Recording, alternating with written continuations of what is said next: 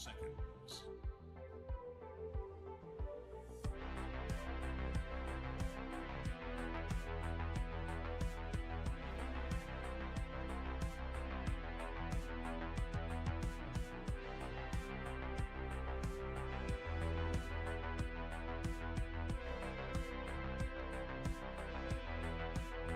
Winner must choose.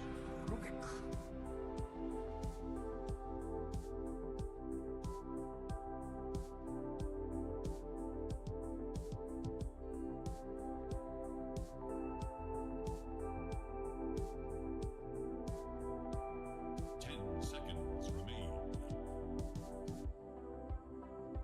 5 seconds remain.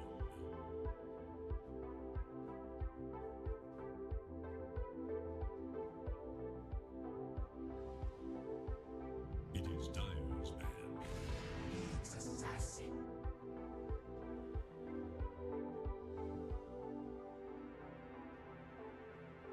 It is Dyer's man.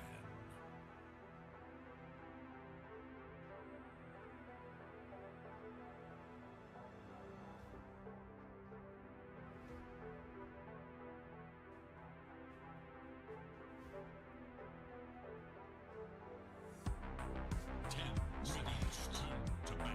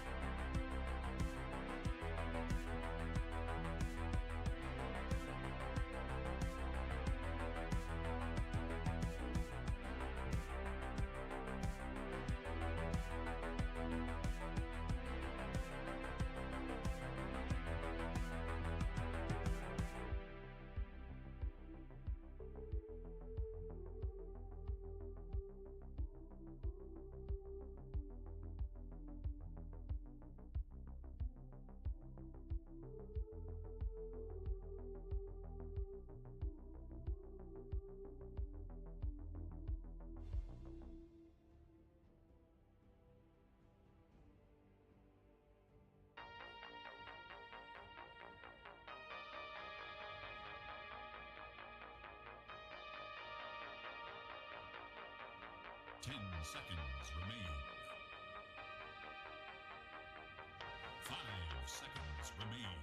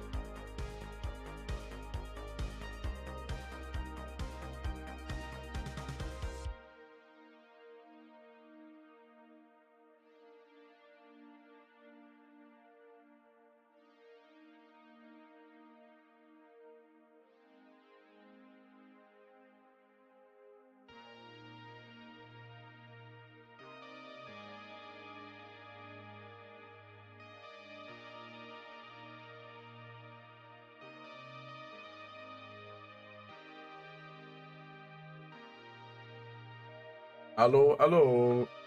Shalom. Hello. I was eating ice cream. Well, I haven't been yapping yet.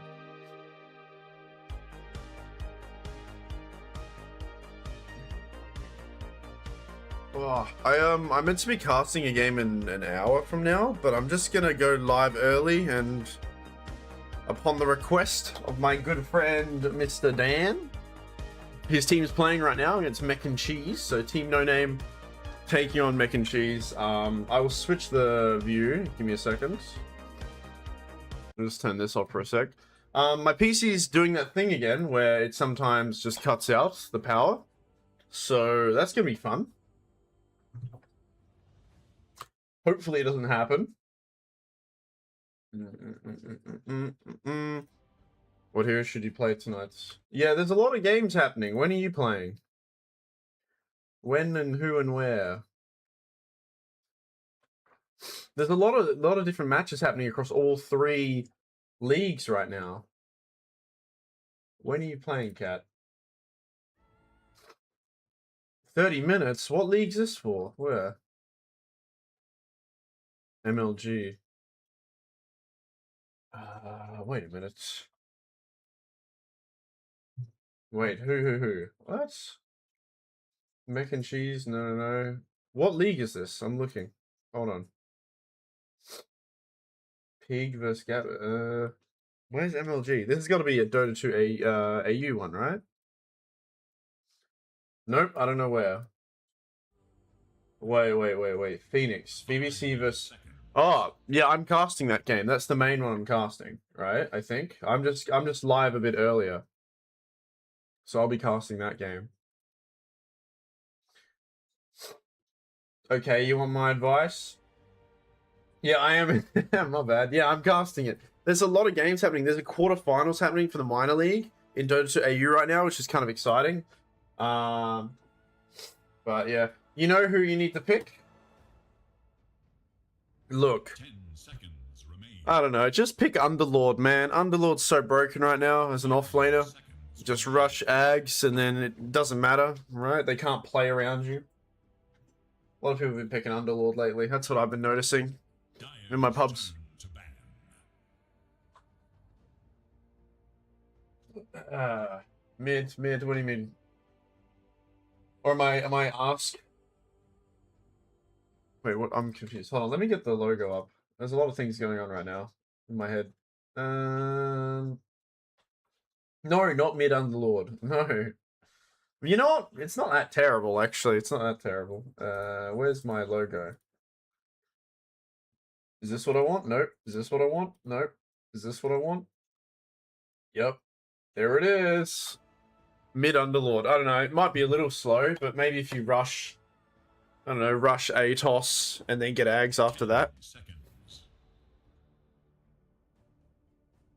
5 seconds remain. Alright, if you're playing mid. Maybe cheese them with a Huskar or something. Or a mid Slardar if they've got some crazy, stupid melee hero. Oh, yeah, that's pretty good. Helm of the Overlord. 10 seconds. Rush Atos Y? 5 There is no way I'm getting slot. Okay. Fair. Because Atos, you know, Atos is such an underrated item in Dota. It gives you some good stats and stuff as well, right? Let's have a look. How do I look at items? Learn. Yo. It's like I've just woken up. I promise I haven't. Where is it? Magical? It's in Magical, right? Yeah, almost 300 health. 12 int. Root for 2 seconds. The range is nice. I think Rod of Atos is a very underrated item in Dota. The problem is, like, it turns into a Glepnir, and Glepnir is okay, but, like, you know, for the cost of Glepnir, there's probably a lot other items that you could, like, buy that's more valuable, you know? This is kind of... yeah. Like, this could be towards something else, but I think Rod of Atos is really strong. However, you know, you need to be a hero that does damage. So Pit Lord does damage based on, you know, people being rooted and staying in the pit for a while because of his Firestorm. So, like, I wouldn't really get a Rod on someone who has like natural damage that comes through is really good. But someone who doesn't, like, you know, 5 seconds. who's a good example? Like Ember Spirit getting Rod is well, one, it's silly, but I don't know. It needs to be a hero that kind of will have damage early on already.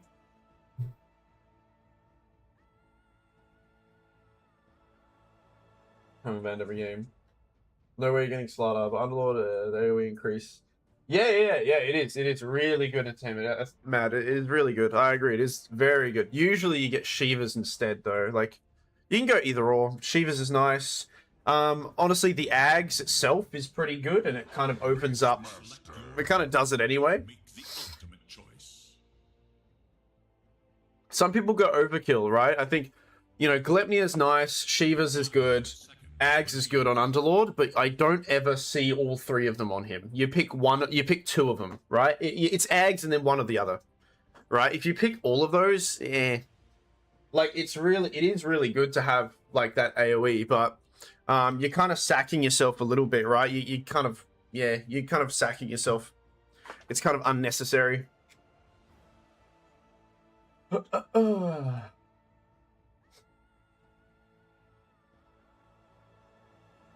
Chasm stones don't stack.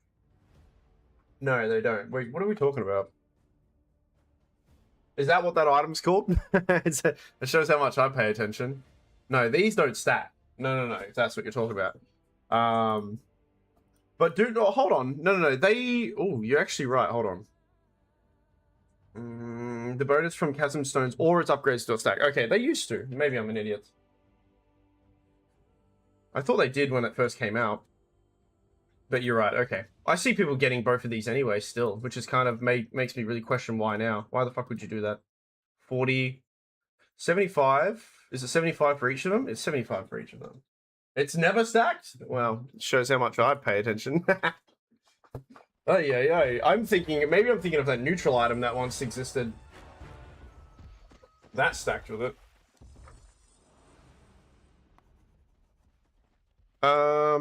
Did it ever stack? No, I guess not.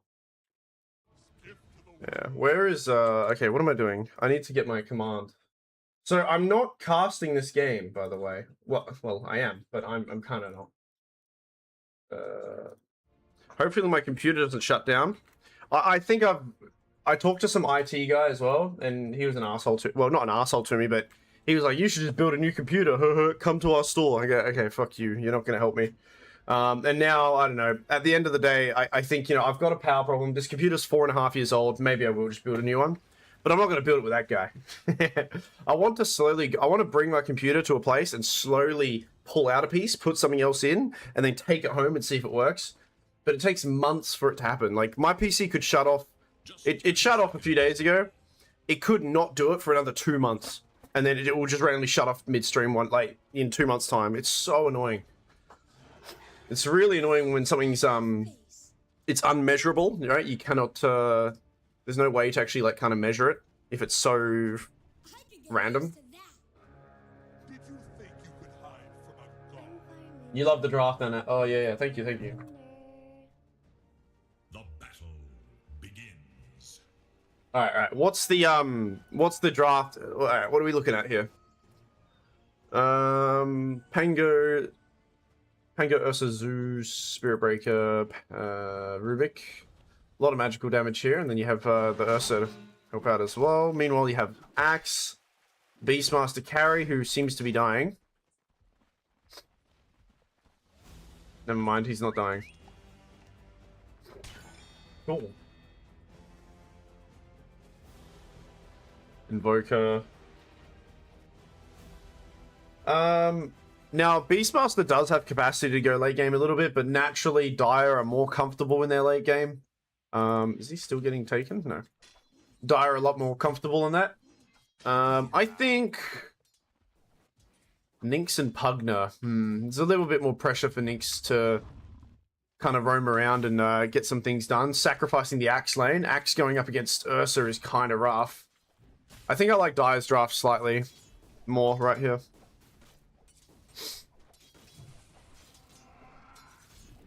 The support duos kind of complement the cores a little bit more, I think. in comparison to Radiance. And we have Pugner and Nyx Assassin, who... Pugner's a pretty good laner. Yeah, they've thrown him bottom. Okay. Why have they thrown him bottom? Alright, +5, sure. Yeah. I guess it's better. Actually, no, I don't know if I like it. I think you got to get the Pugner up against the Ursa here, and you just have the Nyx Assassin be the shitty support down bottom. Yeah, Nyx against 2 melee. I think they should have done that. But oh well, it is what it is. It is, yeah, Axe and Invoker is nasty. So they do have a little bit, you know, with the Call and the Sunstrike kind of combo there. I mean, both drafts are pretty nice. I think I just feel a little bit more comfortable on Dire's draft. Hold that thought. First Blood, they actually take out Floon down bottom and Sat and Dan. Dan's a little trouble as well. Ooh, kind of annoying. Both of these off lanes kind of have a similar thing going for them where, you know, the POS 4s are not very good at laning. Right, Spirit Breaker and Nyx Assassin, very kind of awkward, and they're just not very strong laners. So it's all about the little niche things they can do to kind of benefit or pressure somewhere else. On that note, I mean, we have the 3-minute Lotuses coming up soon. I'd like to see Dan just pressure this Invoker heaps, right, and have Jay just keep zapping at him.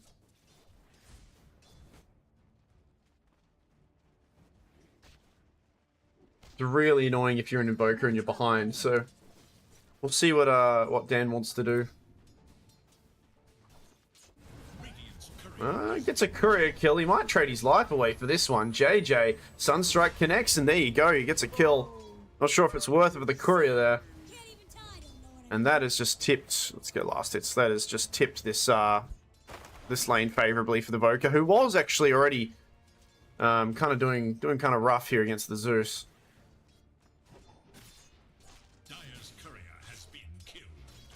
Oh, my Phoenix thing is he trying to skip the wave? Oh dear, that's awkward. Let me just move my Phoenix logo. Icon's moved about kind of out of the way.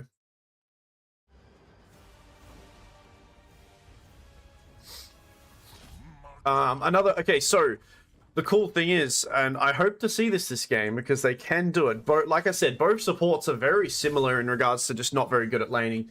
However, they can roam around and get stuff done, and, you know, both offlaners, or most heroes in this game, really benefit off stacking, right? So I hope to see somebody stack some triangles soon. Either team, it'd be, again, very beneficial. Up top, King, getting pressured a bit, and as I said before, I'd like to see the Invoker, there we go, does hold that cold snap so then Dan can't connect. However, it is going to give Jay the full bottle charges from both of these water runes.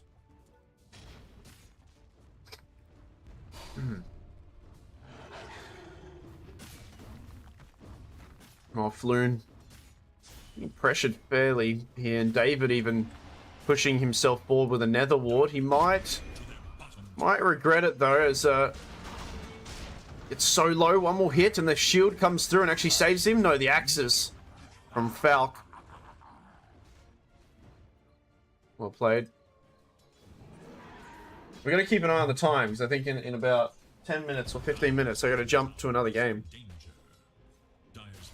Oh, that's a big courier kill. Well, Axel, nice call, actually. Early level in the call. King, very low, and might actually be able to kill him. No stun available. Doesn't matter. He takes him out. Heroic. Makes that kill. Meanwhile, we do lose Hulk down bottom. Folsees? Folsez? I don't know. What's his name? Folsey.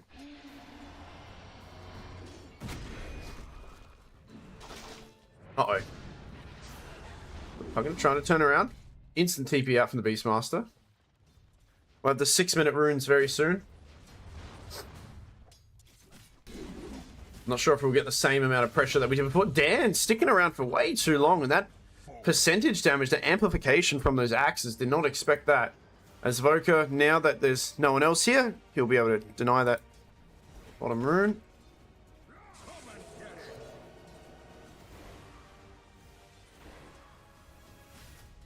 This lane I thought should be going a little bit better for Dire.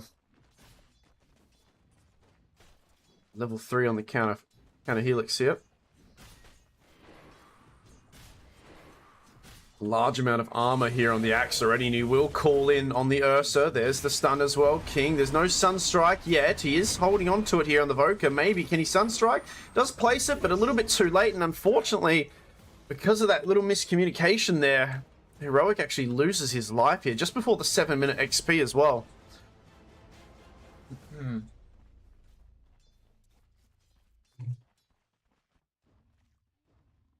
Dire's bottom tower is in danger. Insect soup. Bug soup. When is your game, Anarchist? Soon? Like 10 minutes, right? Uh-oh.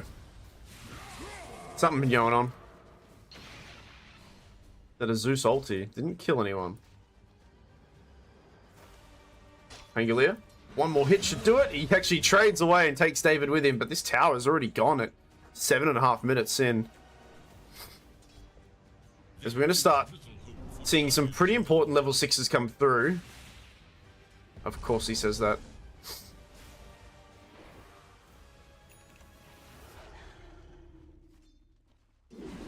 Oh, it is soup. Right. Bug soup. That's correct. I didn't even notice.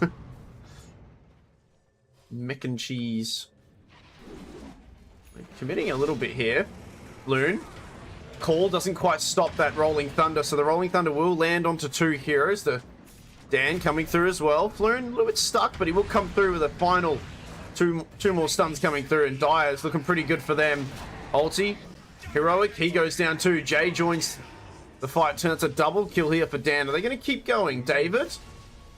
Voker also here as well. Floon, can he reposition himself? Not quite. The Sunstrike, and he'll go down.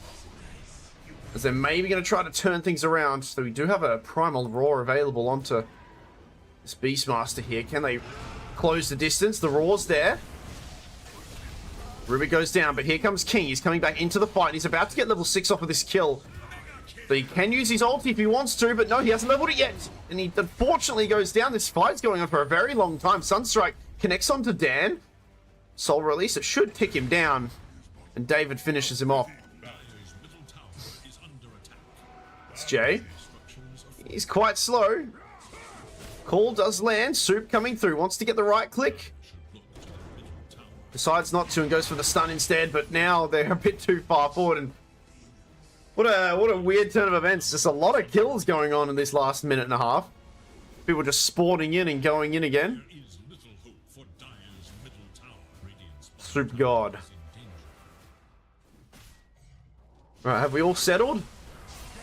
No, we have not. Orphan. Be careful here. She just pinches the hit as well. He finds her life drain, which is not too bad. Zeus ulti comes through, but nobody was low enough. Just wanting to reveal, and I don't know if this is really good for Dire. They're spending a lot of time here. I mean, Radiant as well, both teams having an excessive amount of energy getting thrown into this top lane.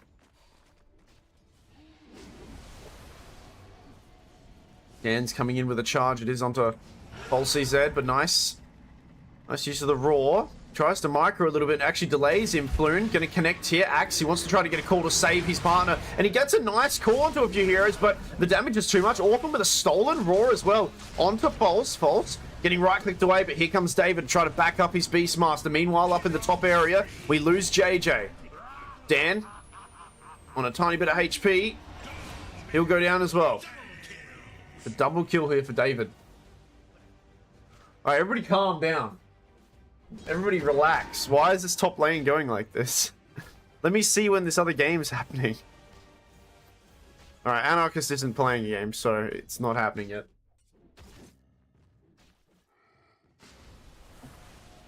(13 to 12, 11 minutes in. And we are, I mean, look how much this lane's pushed here.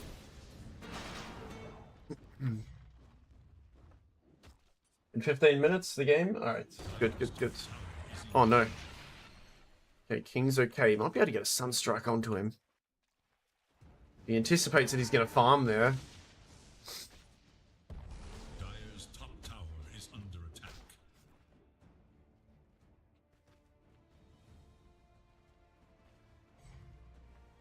Dire should look to their top tower. And it looks like after the tug of war up top, it is Dire's tower that goes down first.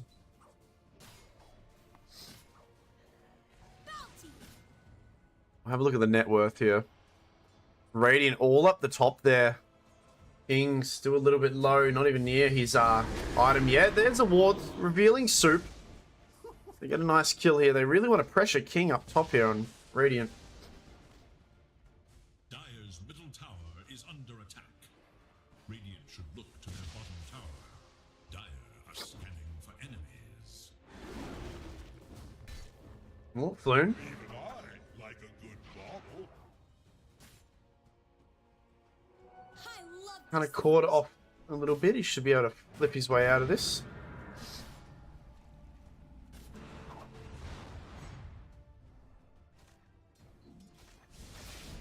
Twelve minutes, regen rune mid. Radiant's mid tower pretty healthy still. I mean, Dire, they've lost all of their tier 1s, so. And Dan, we'll just cut the wave a little bit.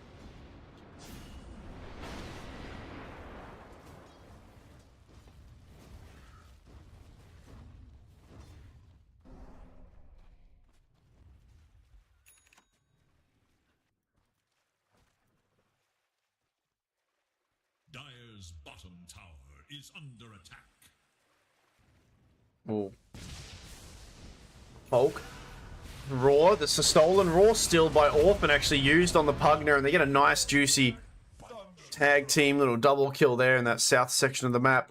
Not sure where the Beastmaster was running to. Maybe they were going to try to make a smoke play, but they take them out. And meanwhile, we do then have Invoker show himself mid, and with the Invoker only having a Meteor Hammer, I think Dire can take advantage of the fact that he doesn't seem to be building any defensive items at all yet.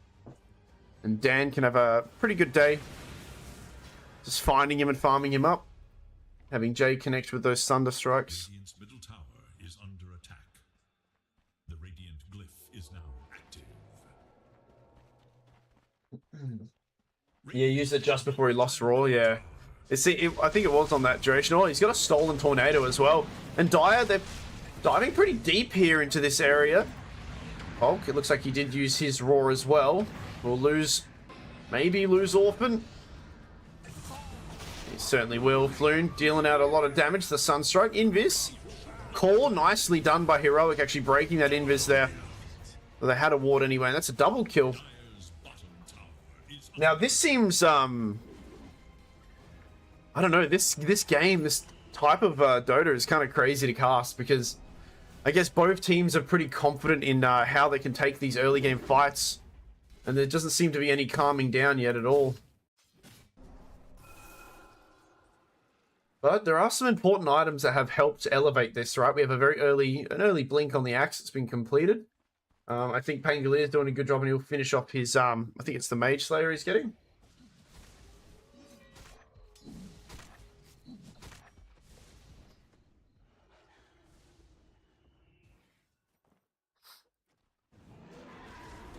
Oh.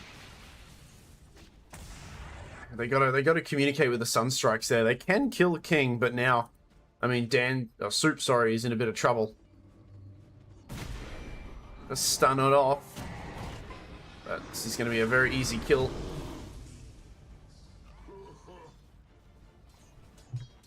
Oh, meanwhile, up top, Pugner, life drain, keeping him healthy, and here comes down again, but the Tornado, a nice Tornado from the Invoker, finds the Spirit Breaker and takes him out. There's a call onto Floon. Floon does have a Rolling Thunder available. He has to reposition himself, and he certainly will.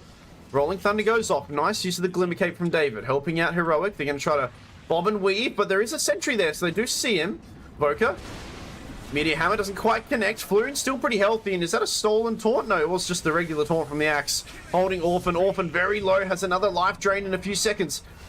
Can he kill anyone here? No, Heroic's still alive. Double kill for David. As they lose nobody here on Radiant.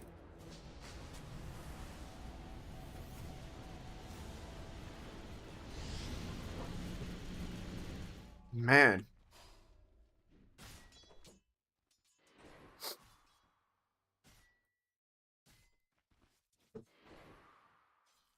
We already have a Shadow Blade on the Spirit Breaker though. It's very good.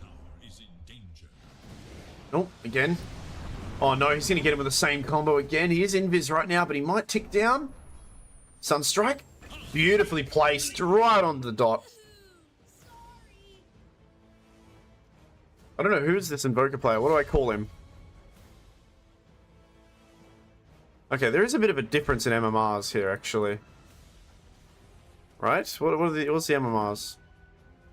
We have Legend, we have Archon, I think that is.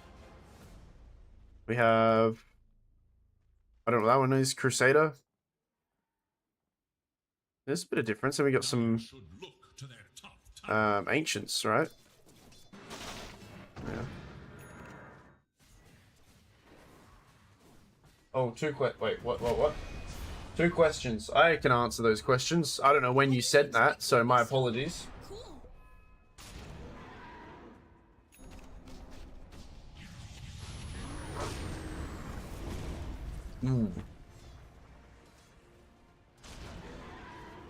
Hold on, something might happen. We have an ogre. We have a stolen ogre here. Invoker. Oh, nice call from Axe, saving Invoker here. The life drain from David actually was disconnected. So, I mean, a lot of these Radiant heroes dealing so much. There's a lot of magical damage happening here. And Zeus getting him also low. And I think they were just got a little bit too close to enemy territory there, with the Invoker being the one at the front.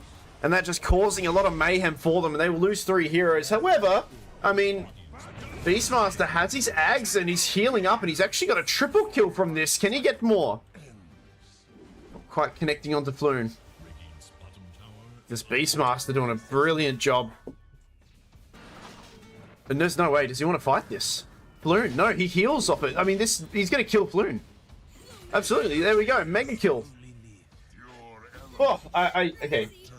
I chatted today. Would you consider an early Blink? What does Beast Carry build? Nah, so you don't build Blink. You don't really build Blink on Beast Carry. Beast Carry, usually you go for this sort of build. You know, you go the Ags, you go the Helm of the Dominator. You can skip the Helm of Dominator and get a Manta style. Blink isn't terrible. I think it's not too bad this game, but he might go for a Blink after, but it's certainly not... You know, if you're an off-lane Beast, your thought is to get your ulti off on someone, and then you've done your job. But a carry beast is a little bit different, right? Carry beast is more emphasizing on your creeps and yourself right-clicking them. So yeah, cool, Aurora is nice. However, you kind of need to kind of elevate that damage and sustain on yourself for these fights. And that's exactly what Ags does, right? So that, you know, the drums of Slom or whatever, giving you, giving you some more damage and healing you every few moments as well. It's much better to early pressure with this than a Blink Dagger. I have no doubt he might go Blink, right? He's gone Blink next item, yeah. So Blink is still necessary. But you could skip Blink and go for Manta. You could go for, like, BKB. You could go for Shadow Blade. There's a lot of different versatile builds of the Beastmaster. Most reliable one is, yeah, Ags into either Blink or one of these other items. But yeah, he's gone Blink this time. It looks like at this 20 minutes Tormentor mark, we're going to have both teams head down south. 4k net worth ahead for Radiant right now. But they have a ward, they see it happening. Might be too little too late. This will take it. The Zeus ulti, not too bad. And it gives a bit of vision here for Dan. Dan comes in. Stun takes out Soup very quickly. He is still under a ward though, so he will probably die. Orphan comes in. Heroic finds the call on him. And Dire, they're a little bit late to this party. And now, what seemed to be a good start, the other cores were just a little bit too far away. They can't keep up with the Rubik, with the Blink, as well as the Spirit Breaker charging in. So they've actually bled 2 kills here in Radiant. They're looking to try to find someone else. Jay, can he get out of this? No, he doesn't have the leap yet. And this is going to be a dead Zeus as well. And some stacks for Falk. Why not?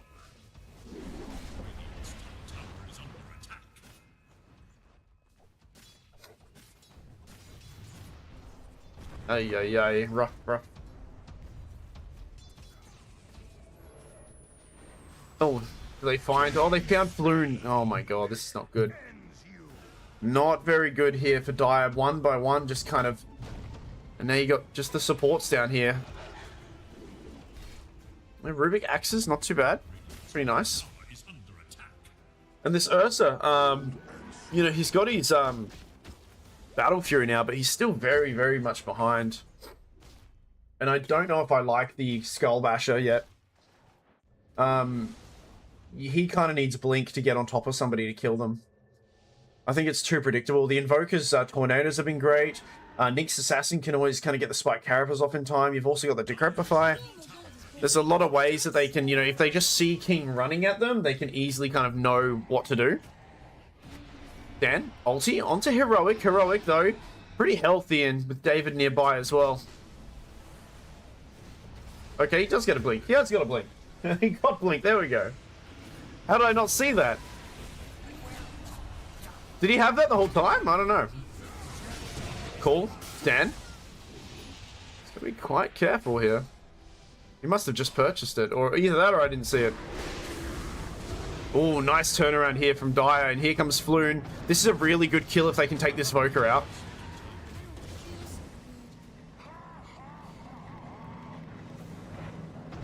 Alright, when there's another game happening. They're all spectating a game. Is the game happening? Where's my let me have a look at the schedule.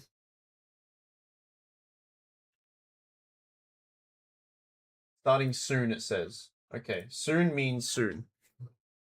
He got it as I said it? Okay, yeah. Alright, that must have been the case.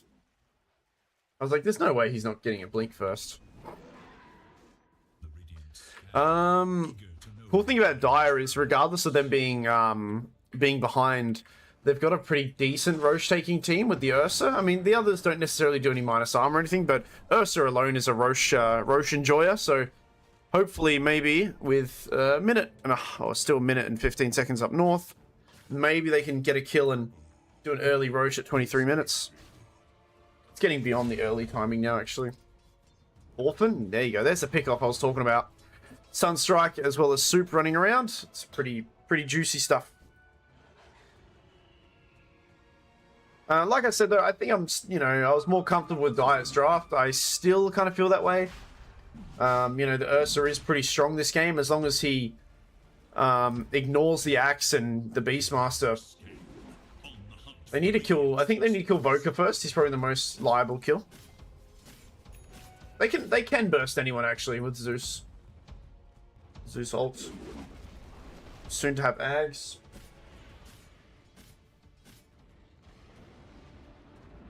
But this was to be expected, right? This Radiant lineup here, the Beastmaster carry has a window of a favorable window here. About the anything between 20 to 35 minute mark. He'll start to drop off then, and Ursa will be very scary. In fact, Ursa might get scarier before then. He's catching up. I think the pressure is on Dire. The pressure is certainly on Dire.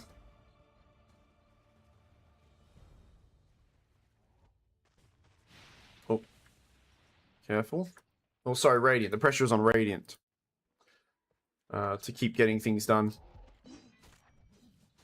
Interesting here. Dan's going to go for a Orchid. He's going to make it very, very hard for the Invoker. Let's not forget this Invoker. He's 6 and 3, so he's done a really good job, not dying as much, but without any defensive items, he's very much a sitting duck here to the combo of the Spirit Breaker and one more.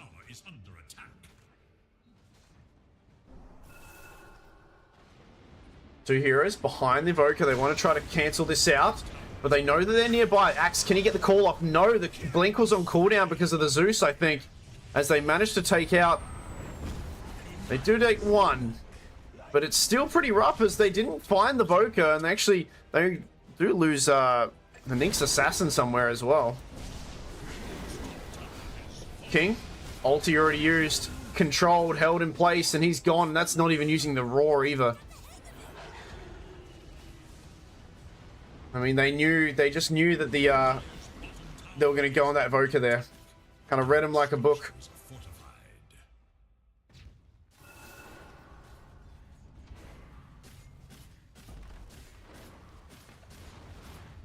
This Beastmaster is scary.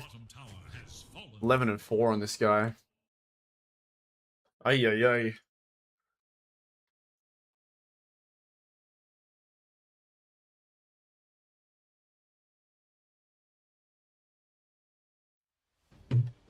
Alright, how are we going on Anarchist's game? Where is he?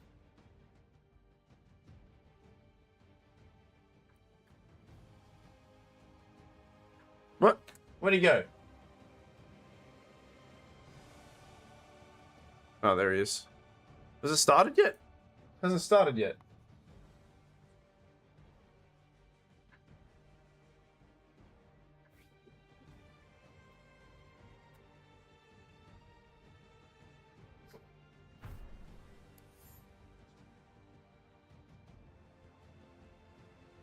Should have started maybe 10 minutes ago. Alright, 5 minutes behind. Okay. Okay. Well, it looks like we might finish off this first game.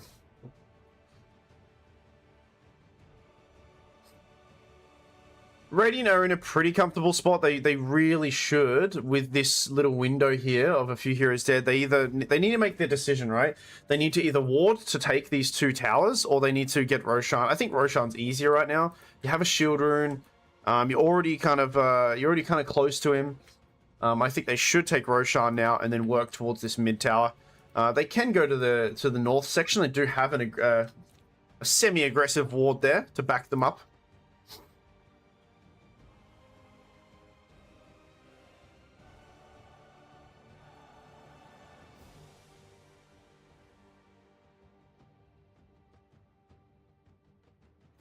So what's he going to go after? You go BKB. Sometimes you go AC. There's actually a lot of different Beastmaster carry builds. I guess, you know, Manta's not that great. You're not mantering anything off, so I can understand him skipping that. Blink, BKB, Ags. You can go Refresher now. You can go AC, Refresher. I still think, I mean, against the Spirit Wreck and a Zeus, it is kind of shit, but I don't think Shadowblade's too awful. Just to get that mobility around and being able to, you know, get the target you want. Usually, it should be both Zeus and Rubik die to Roar and a few hits. Spirit Breaker, maybe not so much.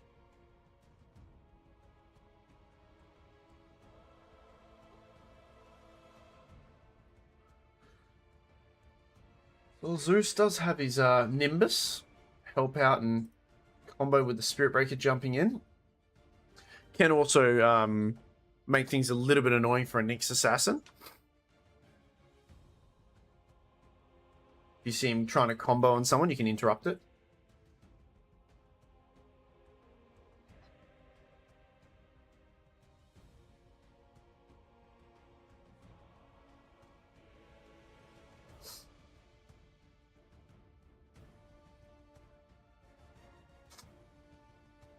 Few internet issues. I'm glad I'm not the only one.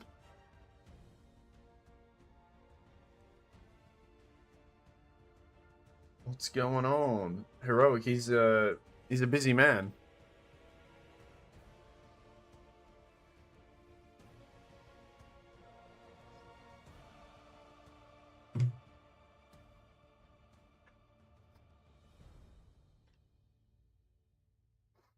What's the Pango got? Mage Slayer, very good. Diffu, he might go for his own Ags, which isn't too bad. But he'll go for, actually, he's got a Blink instead. King's caught up in net worth, actually. Oh, he's even got the medallion for minus armor, too. On whoever he's hitting. I think the Ags is a nice choice here. Understanding that, you know, one call and one roar, and he's probably going to die. The Nyx Assassin as well, kind of like scouting him out. Yeah, Ursa is dying. Ursa is certainly dying to, you know, a combo Sunstrike, you know, Cataclysm actually with those things. So the Ags is a nice pickup here. I'd actually argue that he probably doesn't need BKB and he could just go Ags instead. True competitor honors a pause. Just skipping the BKB entirely.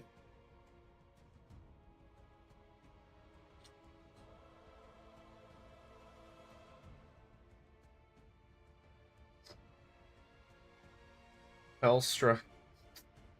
Ay. We hate Telstra, don't we? My dad works for Telstra, so let's throw a few of my. Let's throw my dad in here. There he is. How do I make the emoji bigger? That's something I should know how to do.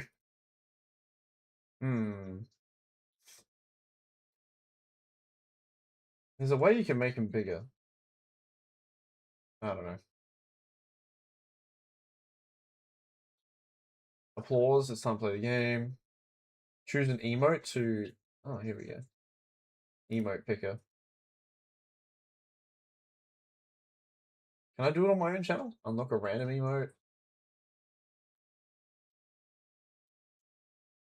Modify a single emote. What? Where's the dad one? It can't. It won't let you modify ones that are GIFs. That's annoying. Whoa, what?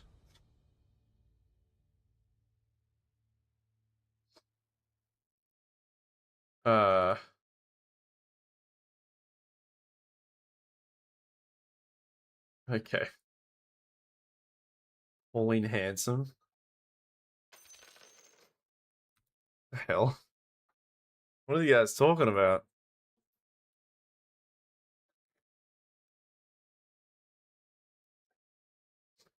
Man, we might not be able to see this. We're gonna have a look at Anarchist's game.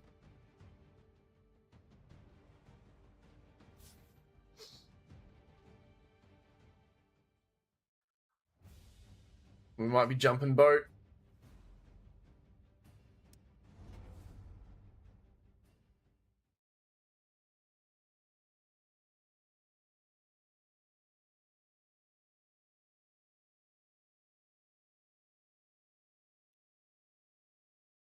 We have lost? Why does it say that on my Dota bot? That's so stupid. This is my Dota bot. That's so strange. Why would it say that? I'm not even playing. Right, I think Anarchist game's starting now.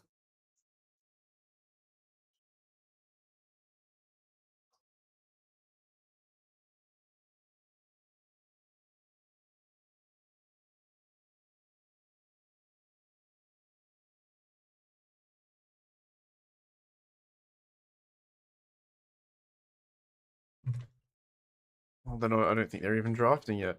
Alright, we'll jump back.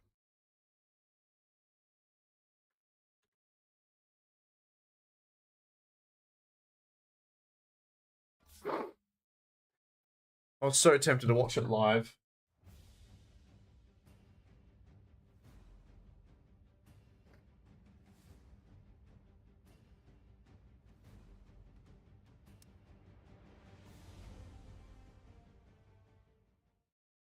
Oh, no, this is a problem.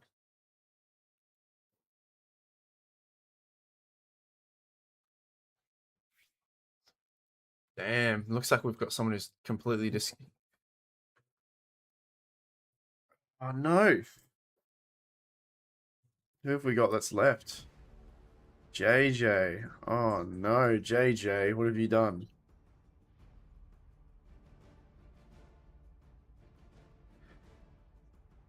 What's going on here? What is going on here?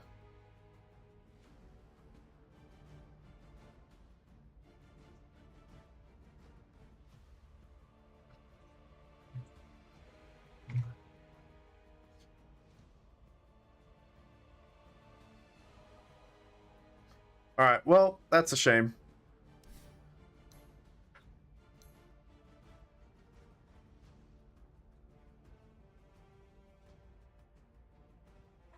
What's this one?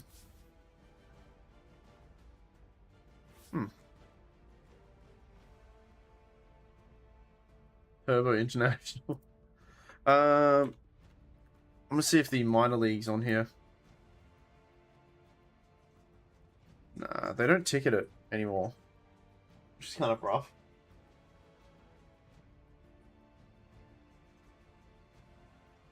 Filipino Dota.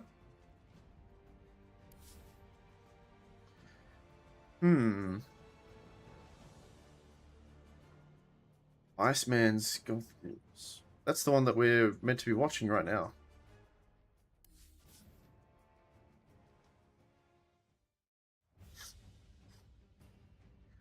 They must be drafting now. Sweet. Okay. Let's go. Iceman's Goth Girls. We love it. Alright, it's an Alk game. Instant picking Alk on BBC. Now, obviously, you know, Alchemist's value has increased since the last patch. You know, we've seen it in multiple roles. We've seen it as a support, and we've seen it as carry. It's very understood what you kind of do as Alk now, right? And that is to buy ags for people. So, obviously, BBC here are going to pick heroes that enjoy Aghanim Scepter. And it looks like they're going to emphasize that on team fight sort of stuff too, with a Grimstroke being the second pick here. A very underrated POS 5 hero. I love this hero. The double ult, you know, the double spells, you know, coming out from his ultis is just extremely powerful. However, we do have a silencer already picked up on Dire, so that's a huge kind of you know, negative I guess what would you call it? A big debuff, I guess, for them, right? That's going to make it a little bit harder for them. They'll need a dispel of some sort. Possibly somebody who builds Guardian Grief so they can at least dispel one hero. Now we'll have a Kunkka. And I wonder if that was just a pinch pick here. Because Kunkka and Grimstroke are actually both very strong as well together. 10 seconds. 5 seconds remain. I mean, double Xing people and having the boat go between them is really good. So, I mean, Iceman's Goth Girls, the good thing that they have going is when you see an Alchemist and you see someone like a Grimstroke, you understand that BBC are going to go for kind of the later game, like the mid to late game, kind of those team fight heroes and stuff. So, you want to build some really early pressure. Kunkka's a good example of this. Visage is an even better example of this. You know, Visage traditionally didn't have a really fun laning stage, but, you know, a few patches later got a lot better. Has the capacity to kind of run out a lane, similar to like how a Timbersaw would at level 6. Once he gets level 6 and those familiars are there, it is really hard to go toe to toe with the Visage. So very early damage, you know, low cooldown, no, you know, doesn't have to really wait for anything. Combos well with the Kunkka. It's a unique little pairing of heroes. I'm not sure where they'll go. Lina looks alright for Dire. Is that what you're saying for Dire? I need to sneeze. I have nothing to sneeze into. It's great. I'm gonna like sneeze any second now. Bit of reserve time being used. There's my. Oh yeah, excellent.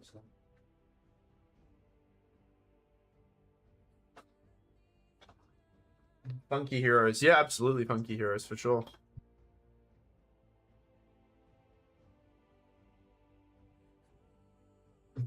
Here's a funky set. Minute 16, BBC using a bit of reserve. What can they go that can they use that goes toe to toe with it? Sand King. Okay. Did I win that game? I don't remember. I don't think so. My power cut out? Yeah, fuck me. I talked to some dude yesterday about it, and he tells me to build a new computer, which I don't want to do. But I might have to. You know, this computer's 4.5 years old, but it's got some really good shit in it. I might have to build a new one. There's no way of figuring out what the problem is with my computer unless I take parts of it out one by one and just put a new part in and just wait. But the thing is, it takes months for it to do it. Yeah, I know. Yeah, and strictly because he told me that. I will probably build a new computer, but I'm not going to them. I did not like that he said that to me, and I'm bitter as fuck. So fuck him. I'm not going again. To pick. Techies, okay. Good aggression here. The Sand King and the Techies combo. It's most likely going to be a Sand King. It could be a Sand King mid. It could be the off lane. But what I'm looking at now is I think it is the Alchemist out carry with Grimstroke, Sand King, possibly mid or off lane. Techies will be the 4. I hope they kind of put it against whatever Visage is there. Like, Visage is kind of not that great against Sand King. So I think Sand King is looking to just lane wherever Visage lanes.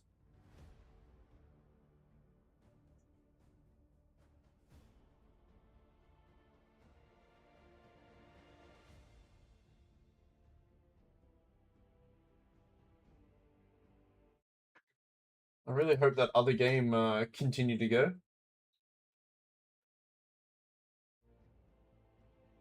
What do we need here? What do we need? Yes, yes. It just cuts out. The power just cuts out. So it's only when I'm really streaming. So maybe it is just old. I don't know. I'm coping or something. I might need a new CPU. But I feel like my computer should have lasted longer than it has. It's been 4.5 years. I spent 4.5K on it. Maybe that's not that good. I don't know. Lark. Okay. Another pretty early fighting, core. Not a core that, builds Battle Fury or builds some sort of like farming item. He farms people's bodies, right? So you'll either find the Diffusal Blade, the Mage Slayer. Not always what Slark gets. I think Mage Slayer is actually very nice this game. Sand King, Techies, and Grimstroke are all magical damage. So most likely, getting that would be very good. But we'll see what Slark decides to go for. We still don't know where this Kunkka and Visage are going. I think you'd rather... 10 seconds. Dire's turn to ban. I'm thinking, where would you want Sand King to go against Kunkka or Visage? Probably the Visage, more likely.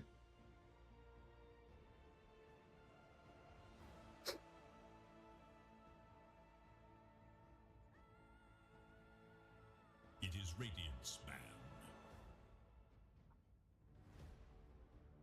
The global silence from Silencer is still very good this game.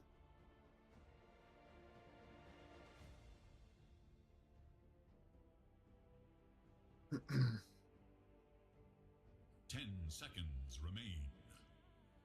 BBC, they're banning out Centaur. Damn, I was gonna say Centaur's a pretty good pick. Meanwhile, are they banning out carries here? Do they not know where? I mean, I wouldn't be surprised. I don't know what Iceman's Goth Girls have got either. I don't know where this Visage or Kunkka are going. I think it's the Kunkka. I think it is the Visage mid, maybe. I mean, they still, if that's the case, they'd have to get a POS 4. So maybe it's one of these two heroes here, a POS 4, the Kunkka or the Visage.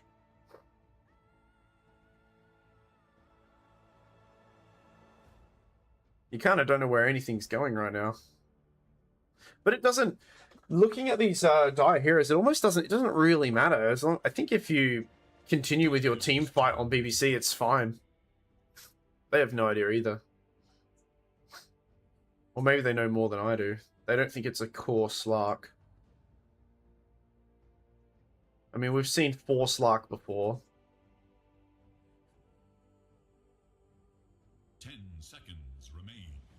But 4... 5 seconds. But POS 4 Slark into Alchemist Grimstroke is really shit. Really not good. Unless it is the Kunkka off lane and they're doing the leap into the totem. Maybe that's what they're doing. It actually probably is what they're doing. Templar, no, okay. I like it. I like it. Templar's a good pick here. All right, who's your offlaner? 10 seconds. 5 seconds remain. Or are they throwing the Sand King down bottom against the Templar. Choose your hero. Okay, now I'm confused. Is this actually, is it a mid-alchemist? 5 seconds remain.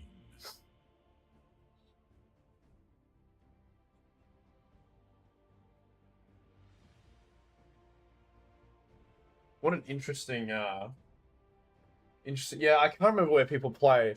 I know that Shock's carry. I think Slap is the support as well as Anarchist, so actually Reaver usually does as well. Hold on, let me see what's going on here.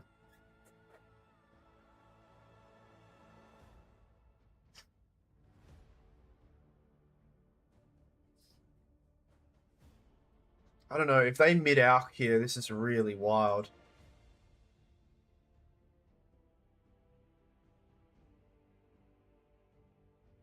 Yeah, Cat's, yeah.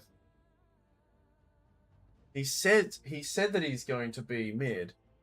But if they know it's an Alchemist mid, Alchemist actually, in a 1v1, does actually pretty good because of the AoE armor reduction, right? The splash damage from that. It's not too bad. But because it's an Alchemist mid, they can very easily just gank him. You know, prior to level 6. Or even post, it's not that, you know, the chemical is pretty alright, but it is quite slow, I still think, right? Prepare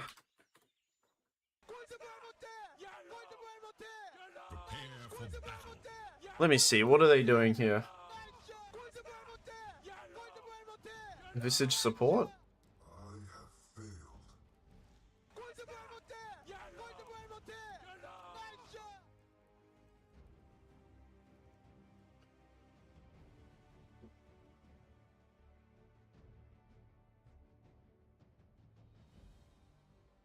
I mean, the Global Stance is pretty alright against Phantom. It's a good Manta game for him, though. Oh my god, guys. And so you die.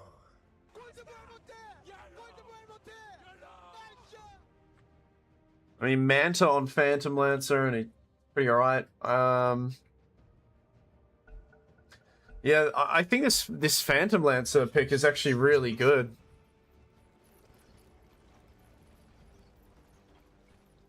What's everyone's rank here again?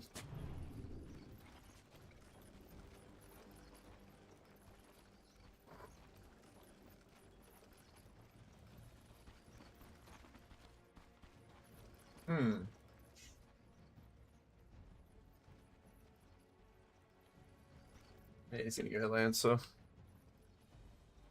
They didn't really end up going with anything that combos the Soulbound. You know, you got a few spells, but 30 seconds and I think,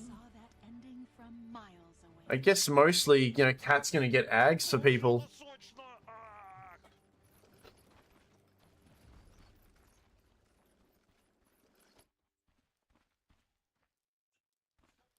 I mean, this is an Alch game, right? At the end of the day, it's an Alch game.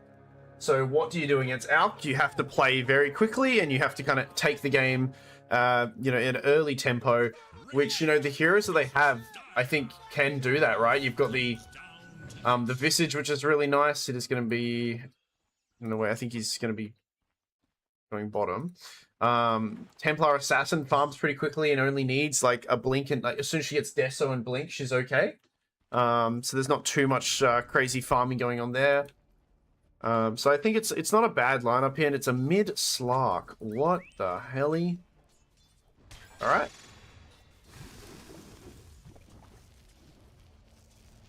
I'm not sure if they knew that it was going to be Alchemist mid, but they still have the Slark and they'll throw him here. Iceman will be down bottom here.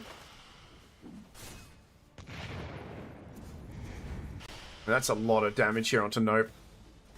I mean, this combo here of the Tidebringer, and they'll just take him out. Easily done. Reaver gets first blood here onto Nope. The Blood Grenade. Techies wants to desperately take Reaver out. He will, but it's going to give Iceman another kill here. Unless... No, he actually doesn't get him.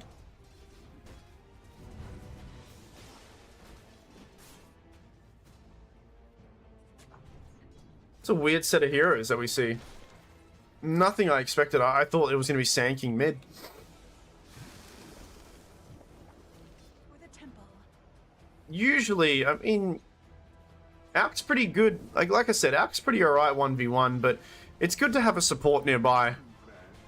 Hopefully, they'll probably stack for him, though. Because he has to kind of stack for himself here. It's a bit awkward. And I don't know, is he going to go for bottle? Like, he's already used up all his mana. He only has 400 mana on this guy. He will get a soul ring eventually, but it's kind of interesting. Alright, he'll stack for himself. Oh no, he didn't get it. Oh, he did get it, thank God. I was going to watch and be upset if he didn't get that.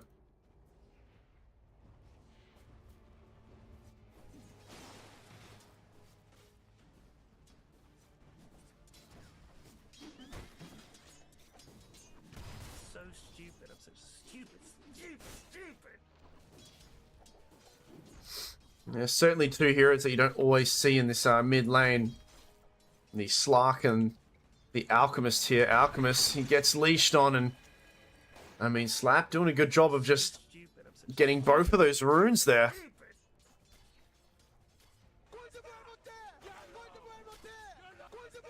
Now, I'm a bit worried, you know, this Slark, I mean, he's going to get like a Mage Slayer or, like I said, a Diffusal Blade, and he's just going to run to different lanes and be able to kill people pretty easily.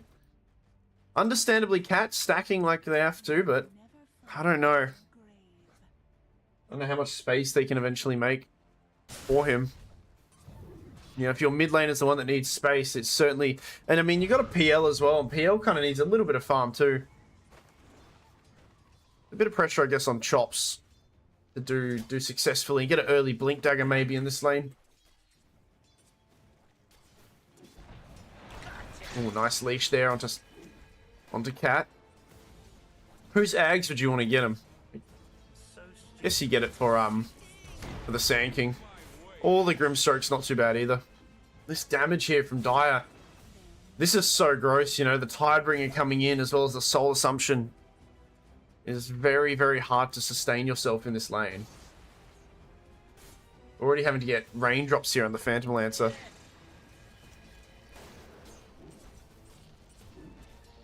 Now 4 minutes. I mean, is anyone else going to stack for him? He's...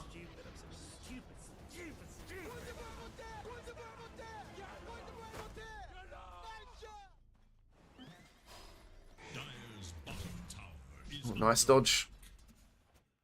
He's going to have to keep doing that. It doesn't feel good to get levels into Doppelganger, but in this lane, it feels necessary for Phantom Lancer to get him.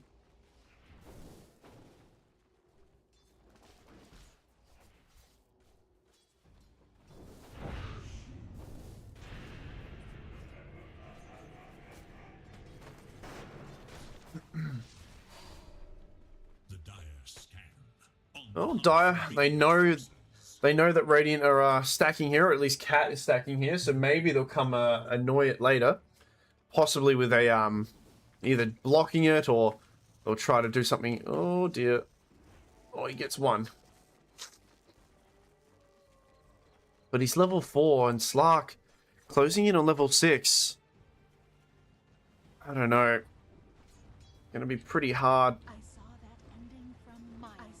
I really liked it. I think this is... I'm not sure if they intended this, but I think this Slark going mid was a really cool idea.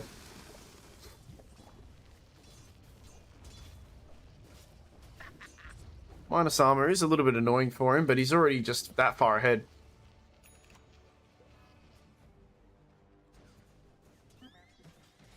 Have those 6-minute runes coming up soon, those power runes.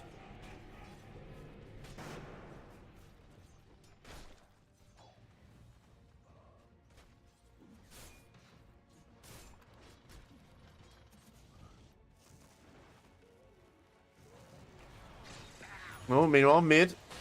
Well, Alchemist, he will go down just before the 6-minute runes as well. Slap, he has used his ulti, but he now will be rewarded with that double damage. We'll see what he decides to do.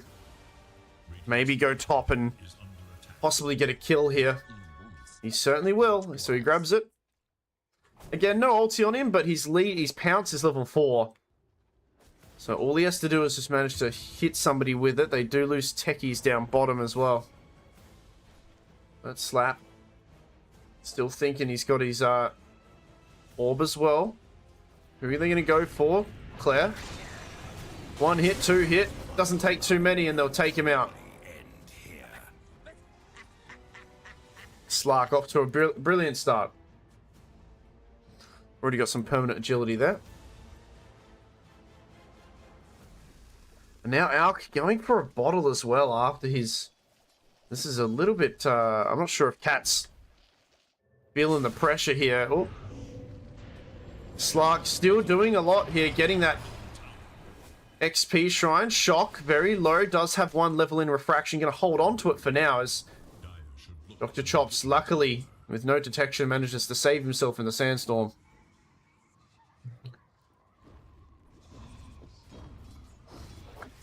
And I mean, this is kind of to be expected, right? This Dire team, they know they're up against an Alchemist, so they're going to very quickly and easily kind of pressure these other lanes, with Slap still being nearby, and the pounce is there, but just a little bit too far. He will actually TP back. Cat's starting to farm up now. Aghanims is queued up. But look at Slark. Ready to find him and pressure if he can. He might even stick there and block that camp. No, he'll see that Cat is mid. Dire have fortified their structures against attack.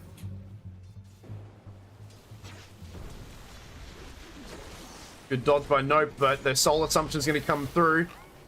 That infused raindrop helping out. Nope in a bit of an awkward spot as the boat doesn't quite land, luckily.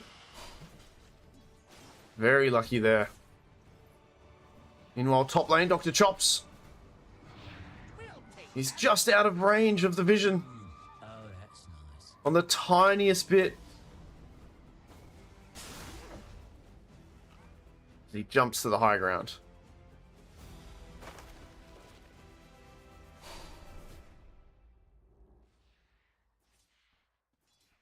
There is little hope for Radiant's middle tower. Radiant have fortified their structures against attack. Nice, man. I think he's getting a blade mail first. It seems, with the broadsword. So stupid. I'm so stupid. Stupid. And now, Claire. So he's at Slark, still wanting to kind of pressure Cat. And he might have to now. I mean, the net worth of Cat has kind of jumped up a bit.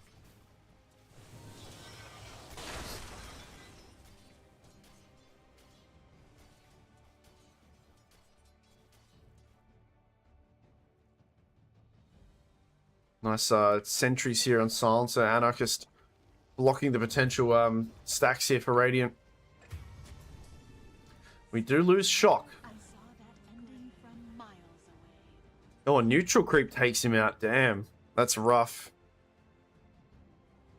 Lose him to a neutral.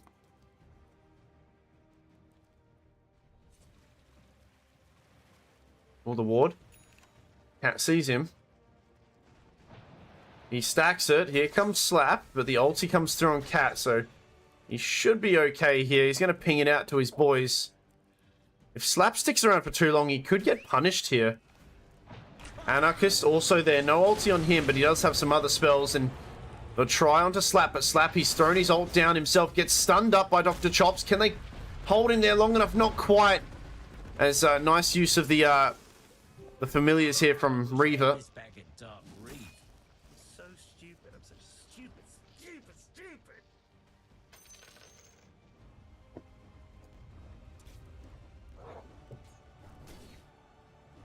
Well, now, I mean, Radiant's middle tower is under there's only been 1 death here for Cat, and the ward that Dire put up here, the attempt of pressuring him hasn't really come to plan yet.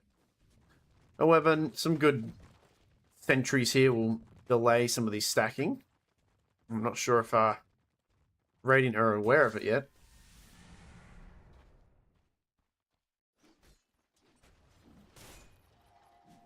Man, this Phantom is in such a rough time, like a rough state right now.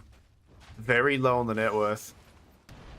And like I said, you know, I was gonna say if it was a POS 3, but even if it's a POS 4, right? This this Visage hero, once he gets level 6, being able to pressure towers and kind of take over the lane, it's kind of inevitable there. And we have Anarchist as well, Silencer nearby also, and they'll take that bottom tower. Bottom tower is no more. Radiant should look to their middle tower. Cat pretty much halfway through that first Ags, but here comes, look at Dire, all of them closing in on Cat, and with no Chemical Rage, he's in a bit of trouble, and he'll go down as well. We actually lose Sand King up top. The solo there, as Shock takes that one. Regen rune as well. Dire feeling pretty good. Radiant's top tower is under attack. And we'll see, you know, Reaver is just going to move to each lane and just slowly and surely just take out each tower. Like Iceman, he's got his Blade Mail, so he's kind of ready to help out as well with these early fights. And there's not much Radiant can do with this. Radiant should look to their middle tower. Radiant's middle tower has fallen. So now it's the mid tower that's gone. And maybe they want to come seal that XP shrine in a minute's time. Or at least head towards this top tower and take it.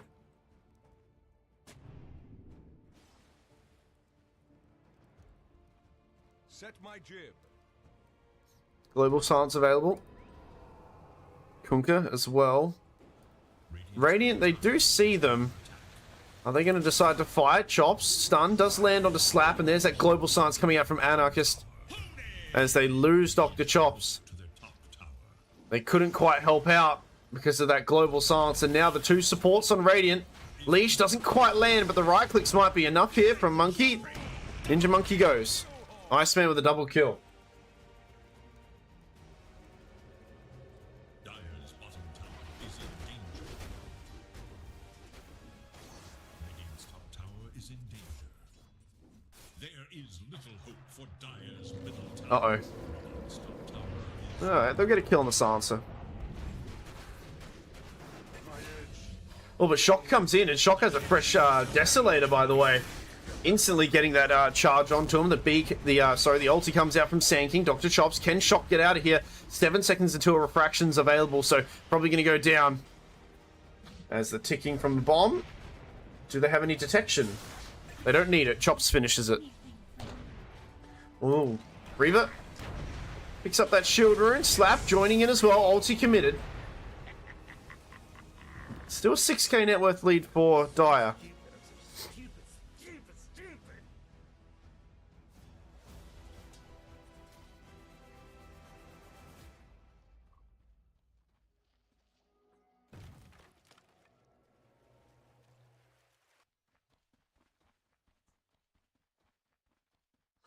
Are we going on that Ags? Alright, so we'll have an Ags for somebody very soon. About 1,000 gold away. I wonder who he's going to give it to.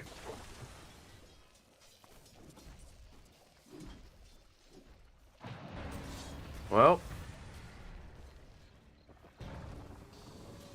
Having a few problems here. Oh, Ninja Monkey comes back in. The ulti is ready.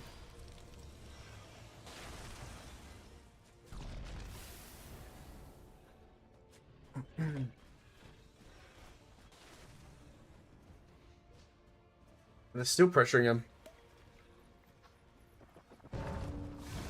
Reaver, nice use of the familiar there. It's going to force him to stun himself. And now Iceman, he can probably get a combo off if he wants to. He certainly does. And there we go. No ulti, no Chemical Rage. The Global Silence comes out as well to back it up. Cat, is he going to go down? The Soul Assumption comes through and connects. And there you go. Reaver dominating there. As Radiant still wanting to fight, though. So they went back in. And there's another X marks the spot. Bit of a delayed torrent. But they take out the Alchemist, the mid-Alchemist again, 0-3-0.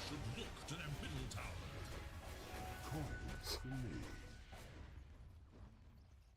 And Dire, this is how they need to play, right? They'll just play around Reaver. They got the very first item of the Deso on the Templar Assassin. I like it a lot. I'm going to go for a Dragon Lance. Just very, very early, quickly picking up these items. And now, okay, double silence, but it is onto one of the familiars there, so not the best ulti coming out from this Grimstroke, unfortunately. Ninja Monkey very low. Dr. Chops, nice use of his ulti to come in onto Iceman. Iceman with the Blade Mail, though, dishing a lot of it back. As Dire, they're really pushing the limits of their heroes, going very low and very deep into this enemy territory. Here comes Slap, though. He's ready to finish everybody off as Nope, he's in trouble, and he gets a double kill on Slap. As Dire, they only lose Iceman. Never mind, they lose Anarchist as well. But that could have been... That was very, very rough. It was so low. Playing with fire there. Radiant's bottom tower is under attack. Look at that tier 2 gone. Radiant's bottom tower has fallen. We still, you know, this... We'll finally have an Aghanim Scepter, but... You know... For you to have your first Aghanim Scepter, and, you know, we're almost hitting 18 minutes, and the enemy have taken a decent chunk of your map and your towers, it is kind of a hard pill to swallow here on Radiant. I wonder, I have no idea who he gives it to. I mean, Sand King's nice. The Grimstroke isn't too bad either. But they can just kind of walk it off. Sand King? It is Sand King. Alright. Radiant's middle tower is under attack. So Sand King able to pump out a lot of damage with that ulti now.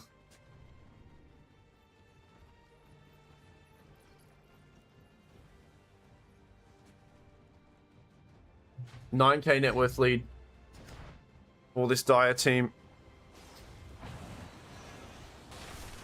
This cat, Slark kind of stuck in the tree lines. Unfortunately, gonna have to wait for that pounce again, and unfortunately, he's gonna have to watch Anarchist as his buddy just dies in front of him. Oh no! All right, here we go, Dr. Chops. Here's the ulti we're talking about. It's a lot of magical damage coming through. The pipe and the blade mail, however, from Iceman is negating a lot of this damage, and he actually turns it onto Dr. Chops. Nice use of the stun to get out of harm's way, and then maybe they'll turn it back onto Iceman as Ninja Monkey coming through. Nope as well, ready with the slow.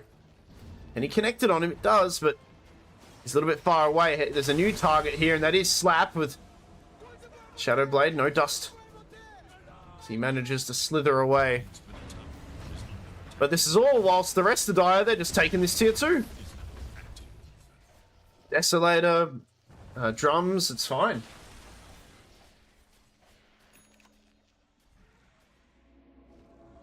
Oh man, this Alchemist's net worth. Granted, it does go down after he sold, after he gives the Ags away, so it's not that accurate. But it's probably still closer to just below the Slark, I think.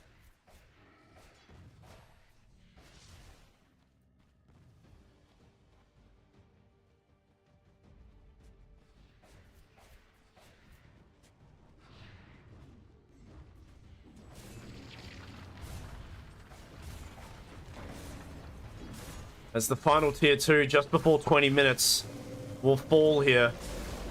Nice stun. Global, though. As a response, and now, I mean, 18 seconds without chemical rage is a big mistake here, and they're gonna... Unfortunately, what is going on? Oh, no.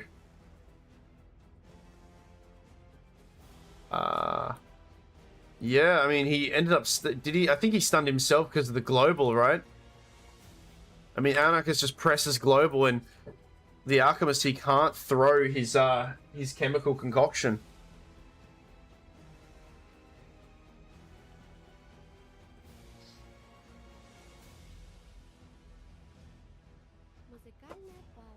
And that is, yeah, that is rough.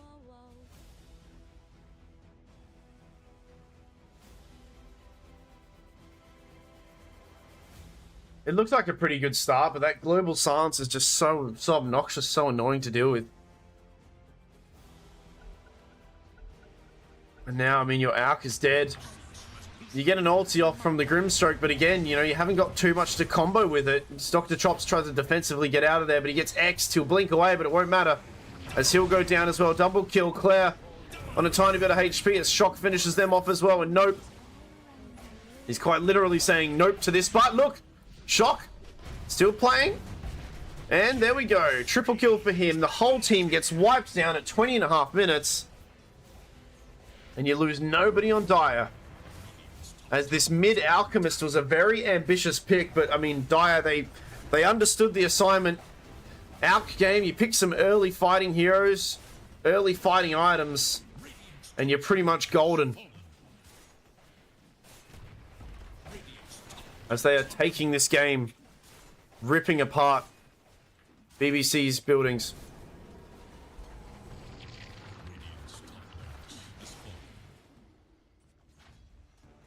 And there we go. First rack's gone.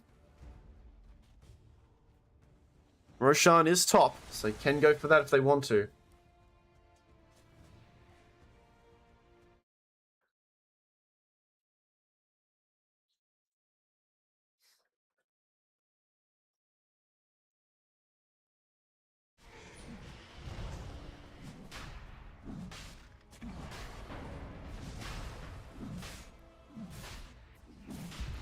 Yeah, this is looking really hard. You're so far behind. I mean, he only got one Ags off to somebody. And to be honest, I mean, it's a good Ags to have on a Sand King, but with a global silence, it's... I don't know, you gotta play... You can't play so far behind, because it becomes just very predictable when they're gonna make these plays. The silencer's just ready with his ulti every moment. Even if Sand King goes in and he dishes out a lot of damage to one person, that there is that pipe on Kunkka that will help kind of sustain them for a little bit longer.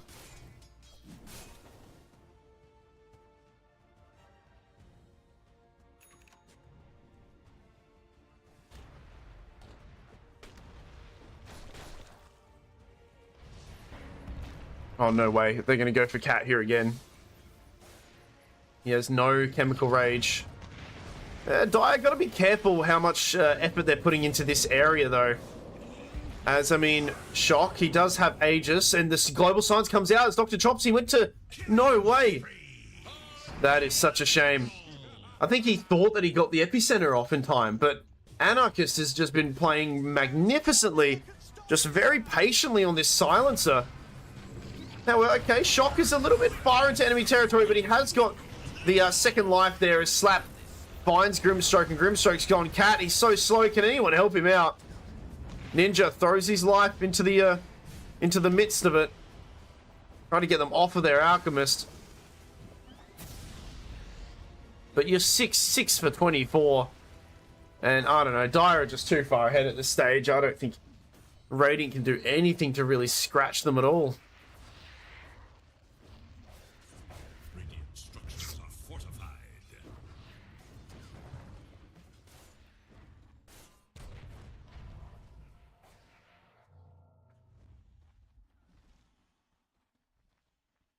They'll smoke out. This is a bit of a desperate play here. They need... The only damage they have right now is this Sand King, right? Dr. Chops needs to get a really good ulti off. They just don't have enough time. Smoke breaks. Shock. It's a pretty good hero to find. Doesn't have Blink, though. He's got nothing. And now they just waste that smoke. And Dire, now it's their turn. There's the X. Here's the combo.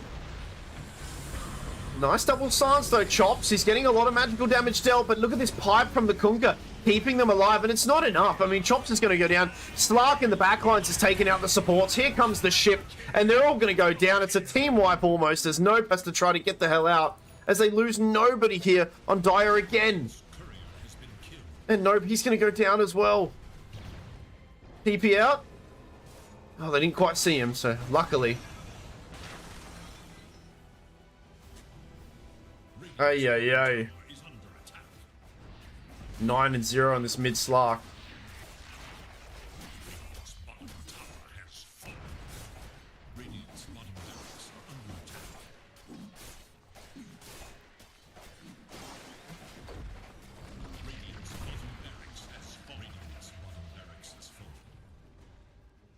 I thought it was good, but I didn't like where they put people. I don't know. Alchemist mid, I said Alchemist does pretty okay to 1v1, but when as soon as they threw Slark mid, I'm like, oh, well, that's actually a lot harder now. And Global Silence. There goes Dr. Chops. Shock, feeling pretty good, jumps forward. Few hits onto the supports, and there you go. It's going to be game one. Very easily going towards, Oh. We're going to go into the fountain.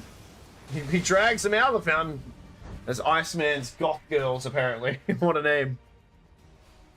They'll take game one. They're not going to call GG yet. Okay. Gonna let it go.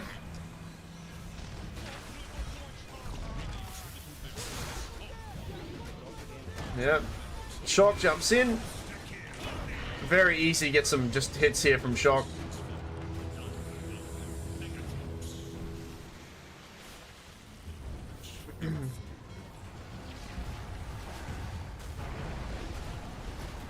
Sand King ult, but he gets right clicked down by Shock. And can they kill anyone? Finally, they lose Slap.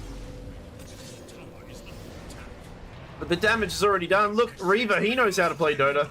He goes, guys. Oh, never mind. I'll come.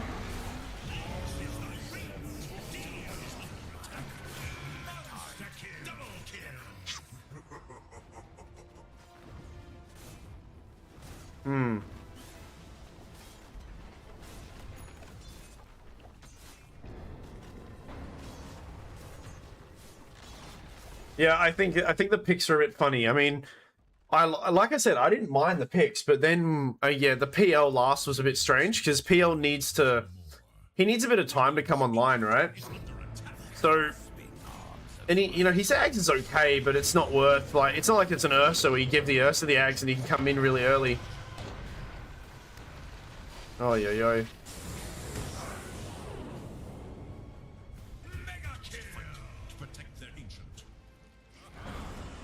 Oh, there's the pipe.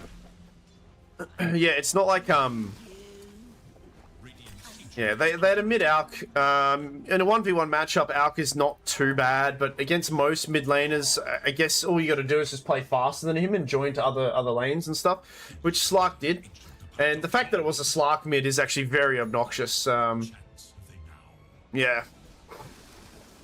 Maybe they should have moved this Alk to support or safe lane and had someone else mid.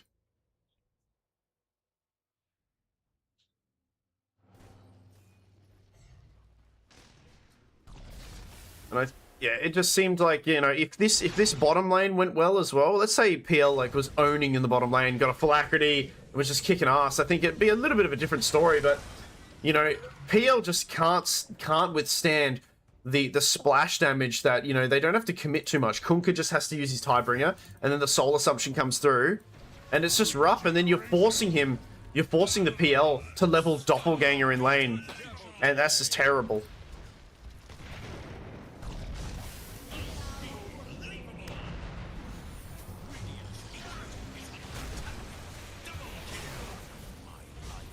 Well, shit, now they're just playing with their food now. Alright.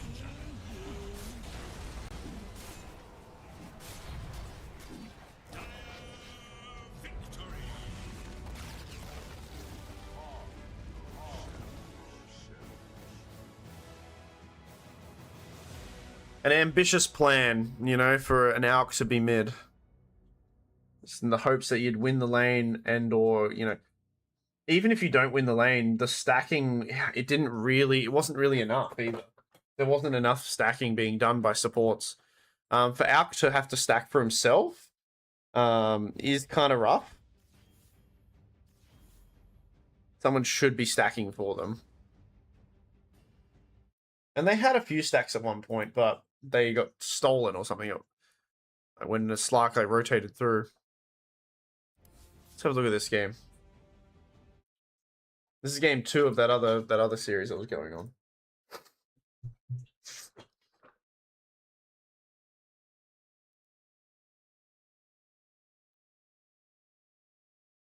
Radiant team pick.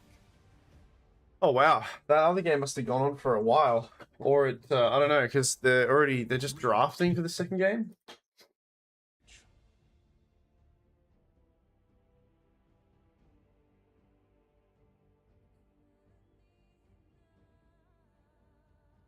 It is Dire's ban.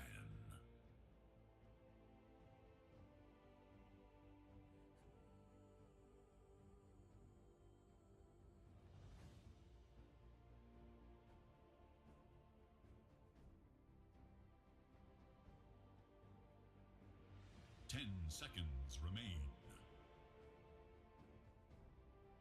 5 seconds. Radiant's turn to ban.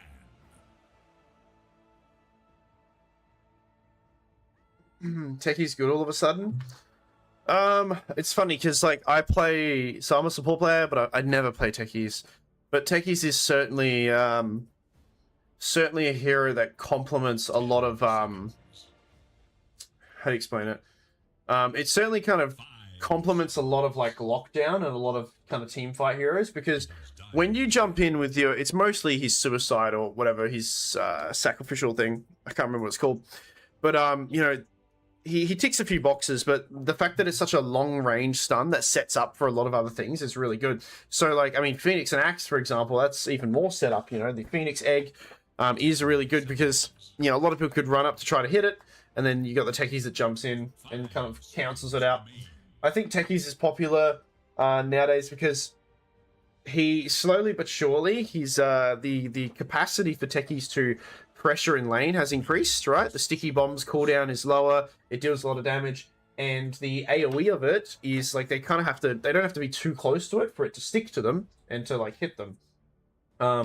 You've also obviously, you know, there is one area of the map that you can, you know, set up a lot of bombs and the enemy will eventually, you know, you can lure them into it. And then, yeah, even in the later stage, there's so much magical damage coming from Techies. It's crazy. You know, he jumps in with his suicide and then throws a few bombs down, and then they all have to try to kill him. And in the midst of killing him, the bombs are going off. It's really, he's quite a strong hero. I should probably learn him a little bit. 5 seconds. He's just not the like his laning stage is okay, right? I still don't think it's great. It's okay. And he's the fact that he's quite a slow hero to get started. Like, I think sometimes you need to let Techies kind of take a few camps so you can get a Kaya or something. Choose your hero. Another PL pick. We've seen PL get increase in value, or increase in like pick rate. They go for Snapfire. They have Floon on the Earthshaker, Orphan. We have Anti-Mage and we have Viper. Okay.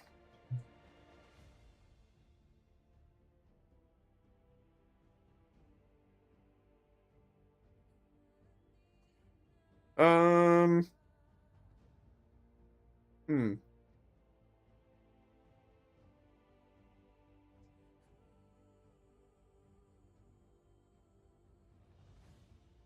Yeah, it's kind of hard to learn how to farm as a support.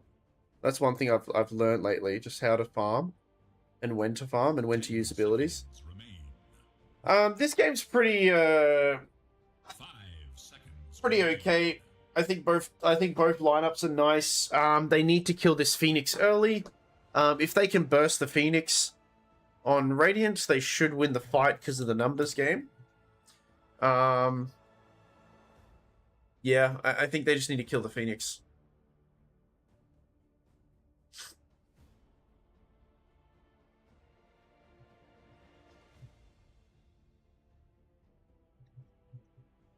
Yeah, I like Radiant's slightly better on Radiant here.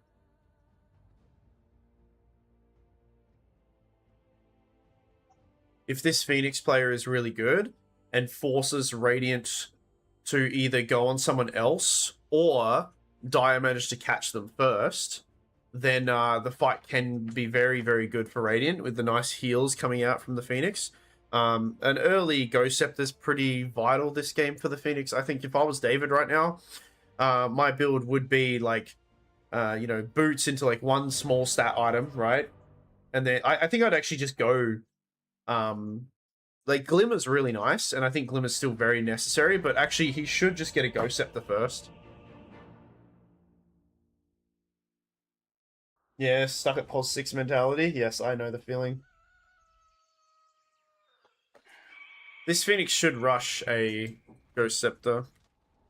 Prepare for Glimmer's nice as well, but... Well, to be honest, even an Aeon Disc, there's a lot of emphasis on the Phoenix here. And I'm not saying the whole game determines on the Phoenix, but, you know, Radiant, you know, 90% of the time they should kill the Phoenix first, right? It should be the game plan is to kill this bird so it doesn't get a good ulti off, right? And then Axe, you know, we've got Axe and techies that can hold people in place for a little bit. Even if you're clever enough on Outworld, you can do the same thing, right? You can hold someone there and have the egg pop off on them. But I think it should be easy to kill this Phoenix. They've got plenty of ways to do so. Smoke on smoke. just 30 And run up to the high ground here, and Dan, he's going to find a lot of enemy heroes, and a little bit of miscomms there as they waste a few spells, but Dan should still go down. No Flume with a beautiful stun. They still take Dan out, but they're going to lose their core. Ooh, that's pretty bad. They lose the Phantom, and now, I mean, the value of Jay is going to be really big here with these stacking poisons. That takes one. Can't get another. Orphan, grab it! Nice.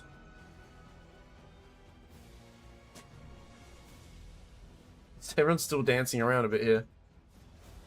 That's funny. Oh no, Phoenix. Okay.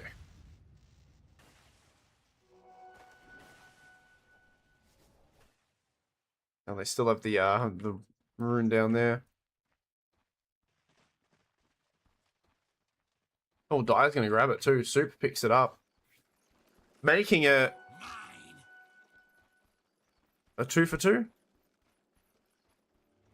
No, 3. Yeah, 2 for 2. I knew that.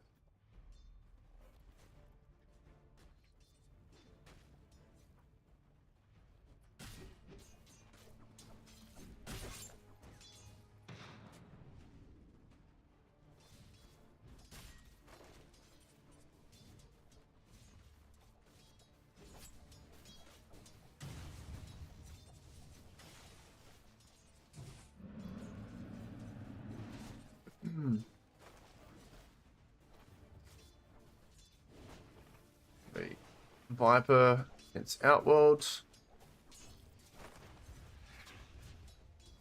I mean, mana being reduced on Viper is huge here.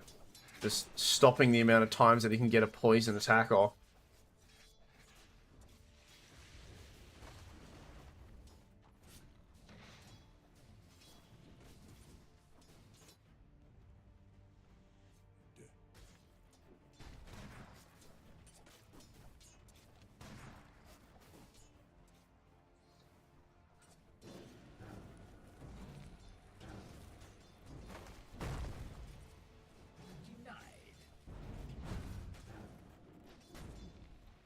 This lane should be good for Dire. I don't think this Phoenix can get touched at all. Phoenix should be able to just freely play with the Fire Spirits and bully both of these heroes. There's not much contesting going on. They can't block anybody because you know, the Phoenix can leap away as well as the PL, unless Fluna's right on top of him and times it properly. I think this should be pretty good for Dire. Meanwhile, bottom, I'd say slightly favoring Radiant. I did say that Techies has a little bit more lane harass, but the fact that he doesn't have a level in Sticky Bomb yet, he actually went for the Reactive Taser as his second one. I'm not sure if that was situationally picked, but you know, Disruptor can certainly bully out a bit more, and simply because of the Sticky Bomb not being there.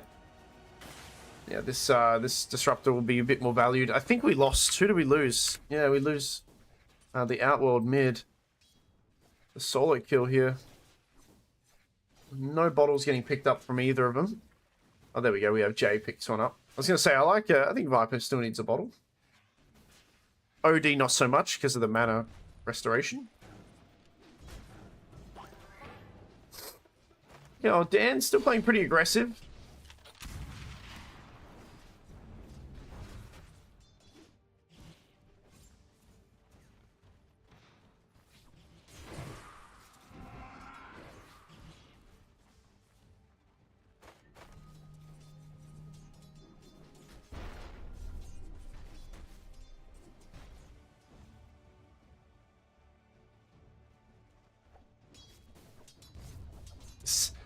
This water rune's still been there for so long. It's gonna change. That is crazy. Another set of water runes.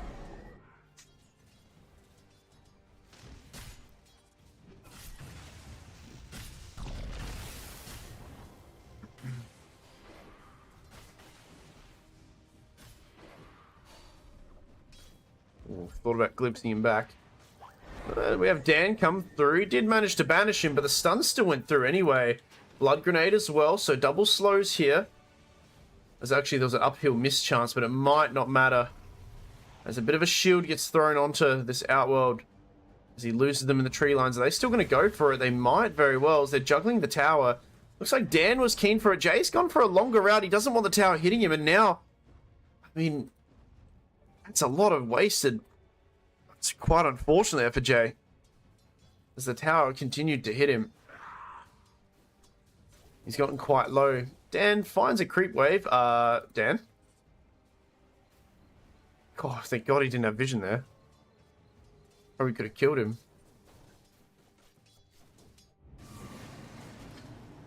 So we've left Floon alone to his own devices. That hurts. Ooh. Not enough mana for a glimpse back yet, but 3 heroes top, and this is... I don't think this is a good idea. I mean, with you got glimpse, maybe you can kill somebody. I mean, it's just it's a little bit hard to, you know, to catch these guys, and you know they waste a bit of time there.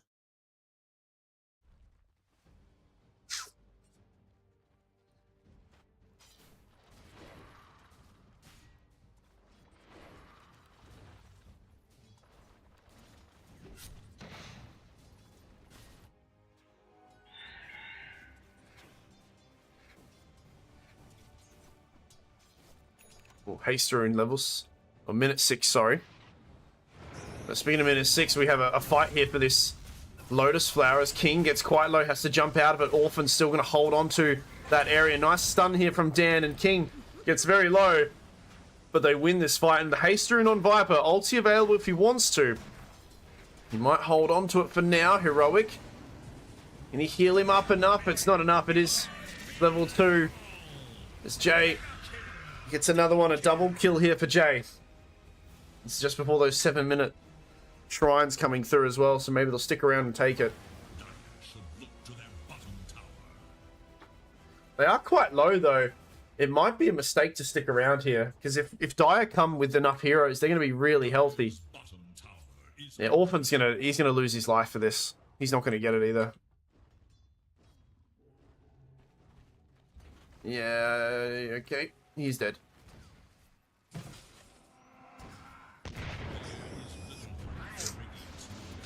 Glimpse back. Call comes through. That's a kill for the PL. Or Heroic will take it, actually.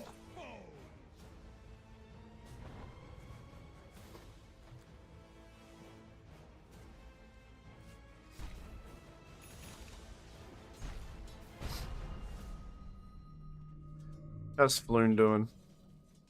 Blink Dagger next. He's got his mana boots. Uh-oh, Dan. The burn damage is so much. Oh, who's so low. David. He connects 2 of them. He's going to die here. But at what cost? Because now a bit of movement speed getting given to him, but it's not enough to save this poor little bird. Glimpse back available too. Can he find Soup? He just needs a bit of vision. Just out of range. Alright, let's jump to Anarchist's game. We're probably well into it, my bad.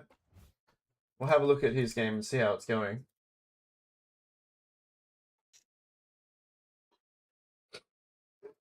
I got a few different logos around. I got the AU and the Phoenix one here. Alright. Still going through this king stage. The draft.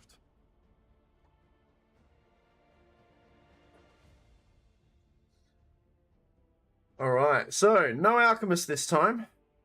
Ban out the Underlord. We have a Doom, we have a Sniper, we have a Jakiro. And Dire. Muerta, Willow Timber.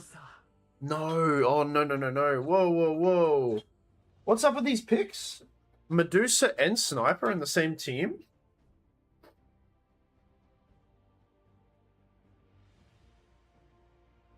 I don't know about that. 10 seconds. These two heroes kind of do the same thing. So because they do the same thing, I mean, Radiant's understanding is if you kind of just pick the weaker one and take them out first. Turn to ban. Maybe it's a Sniper support.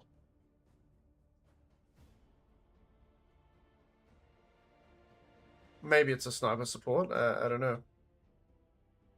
Radiant's turn to ban. They have some weird picks sometimes. I think BBC try to make something. They're pretty innovative, right? They wanna try to make something new work. I like it. I like the experimentation that they do. And you know, if you think about it, I mean, support Sniper with a Doom is kind of okay. You know, the Sniper Shrapnel does complement Doom kind of running at you, right, with whatever that spell is. And just kind of getting those extra hits onto him. 5 seconds. Hell no. Medusa support? Radiant's I would not be friends with that person. Arc Warden. This is very greedy. Oh, no, they're going to run them over here. ultimate choice. It's very greedy, this lineup here on Dire. Even if you're going for a Sniper support, like these heroes, these three heroes here on BBC, Sniper, Medusa, Arc Warden, they're all kind of useless until like 25 minutes in. Now, granted, maybe Arc Warden will have a little bit more impact, and Sniper support is a little bit more niche, which it seems to be the case here for Ninja Monkey, but, you know, there's other supports that kind of do... I don't know, they kind of do a little bit more, and it's a little bit easier, and they... Yeah, they've got more than just, like, one spell. I don't know. 10 seconds. I think they're really hoping that this Sniper support with Doom kind of, like, dumpsters the lane. And you know what? Like, I will give them the benefit of the doubt because Muerta will absolutely hate it. The Silencer, they've gone for Anarchist again on the Silencer. So, you know, they know... Okay, I'm going to give them a bit of credit here. They know that it's a POS 5 Silencer. POS 5 Silencer, what can he do? He can't do shit if you run it there at the core, right? If Muerta's getting ran at, Silencer can only slow and kind of hit and distract him with his big dildo head that he has here, by the way, right? Big stupid penis head. So that's all he can do, right? That's all he can do. So, for Sniper and Dr. Chops to kind of just press the green light and go, I can see them kind of killing Shock a lot of the time, like a lot of times. So, I mean, let's see how it goes. I'm hopeful of it, right? But they have Nope on Medusa, and then they have Cat on Arc Warden. Two heroes that kind of need a farm for the first few, you know, moments of the game. And all they've got going for them is this Sniper and this Doom combo. And they've also now got a Broodmother to run away from, right? To deal with. Broodmother, a little bit cheesy, but I think Arc Warden's actually not too terrible against Brood. I think the bubble helps a lot, right? Can protect him. Alright, there's a... Okay. They're very, they kind of like to fixate on this Dr. Chops hero, usually, I think, right? They had Sand King previously, which Dr. Chops, I think, did the best on his team in regards to, like, farm and impact on the game. Granted, he was given an Ags, right? Yeah, Mummy Brood. Wow. Look at that disgusting thing. Actually, you know what? Wait, hold on. Why is it...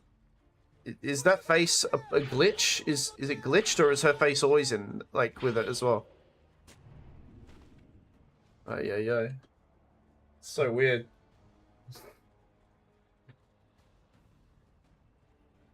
What's up, Classy? How you going? How you doing? Hey, it's me. I'm classy as fuck. Hey, Baba the Boopy. Alright,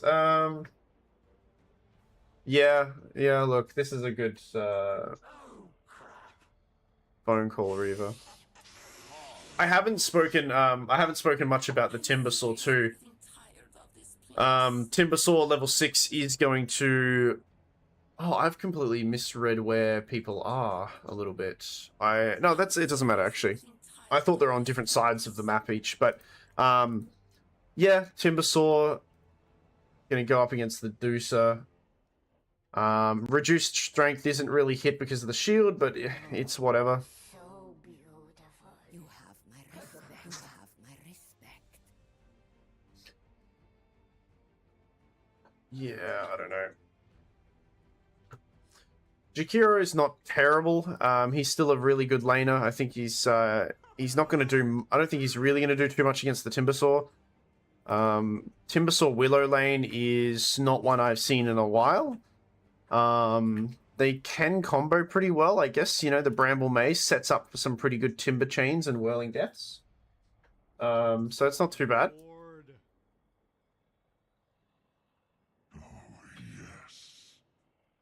Yeah, just a lot of emphasis on Iceman doing well.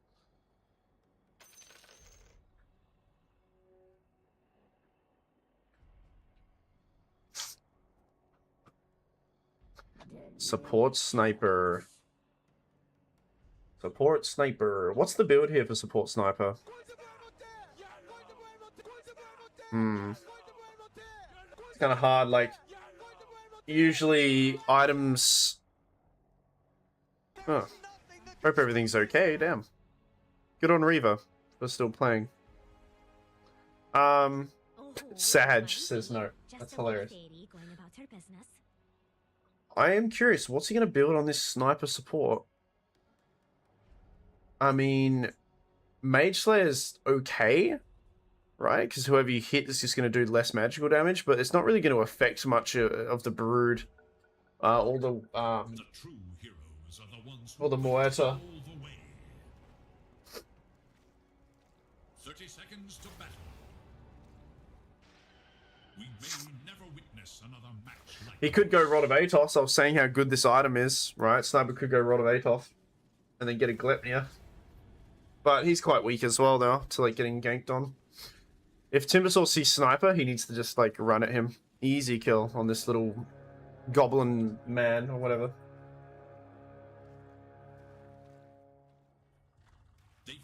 Alright, looks like both teams not interested in fighting. Well, it doesn't really come to fruition. They don't find each other. I am 100% going to watch this lane. This is really wild. They need to... When you have a sniper support, you have to play aggressively. You know, we can't be holding on to this shrapnel at certain... Like, you need to just shrapnel to annoy them. At least hold on to one, so when Dr. Chops throws his Scorched Earth down, it is kind of... They are comboing with each other. That's what I want to see from Ninja Monkey here. Just a lot of emphasis on just harassing Muerta, just right-clicking her all the time.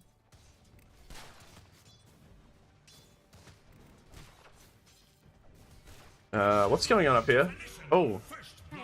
Okay, they get first blood. Anarchist was there, and they take the pos 5 down, and he'll come back.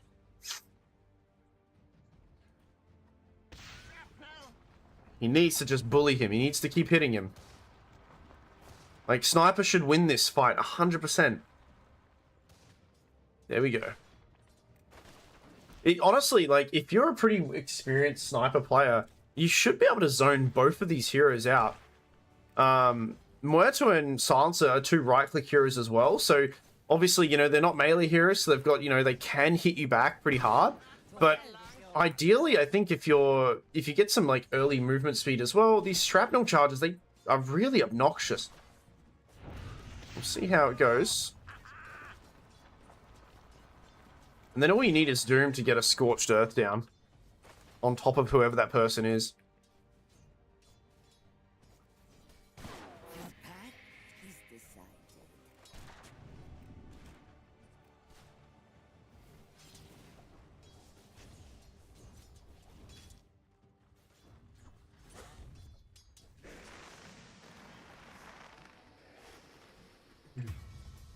Oh, they take him. There you go. Good use there. Might still die here. Actually, I think he's... No. Let's say, is he quicker? Hmm.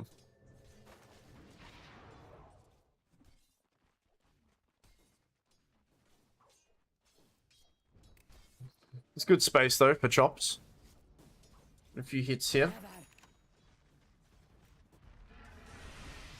Oh, Claire runs right into a root there. Iceman manages to get that whirling death off. Oh, one more hit would have done it. And a lot of heroes getting quite low here. Nope. Feeling pretty good. Radiant should look to their bottom tower. We have those water runes coming. Or they've came, sorry. 3 minutes Lotuses as well.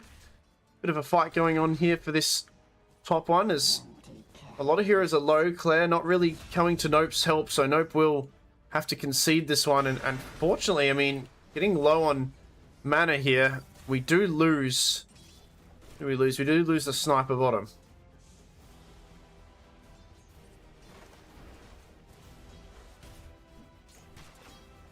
How did sniper die? Sage's Mask, okay.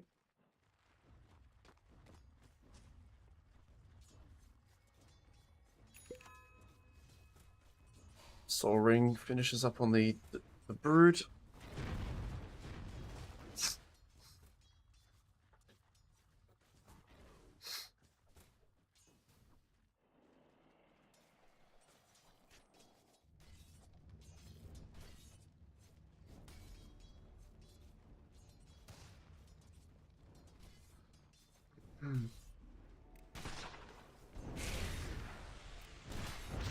There we go.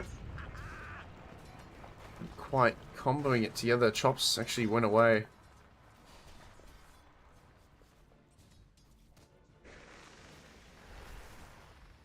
Oh.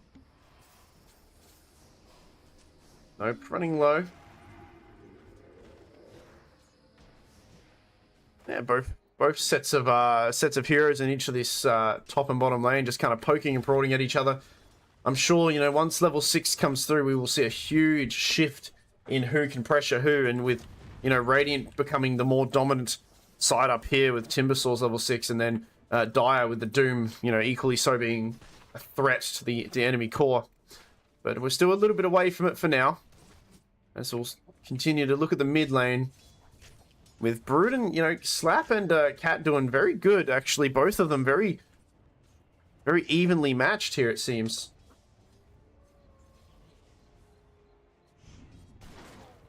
Now they're going to go into Ninja. But here we go. You got to get that combo off if you can. And there's that shrapnel, but doesn't quite land on the core. As Ninja just kind of holding on to these other shrapnels for now.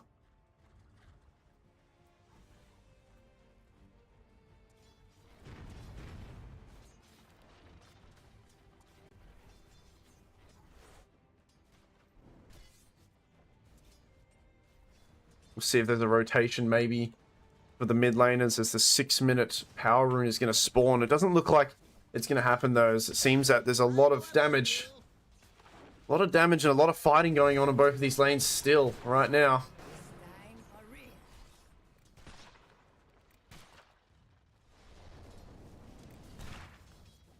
Scorched Earth.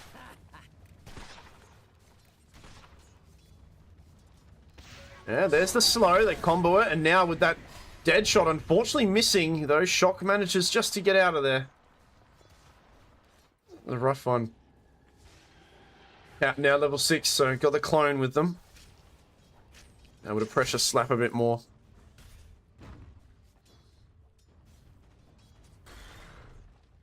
This top lane going a little bit better than I anticipated here. I assumed it would be pretty alright for Dire, because I think Jakiro can pressure a little bit easier.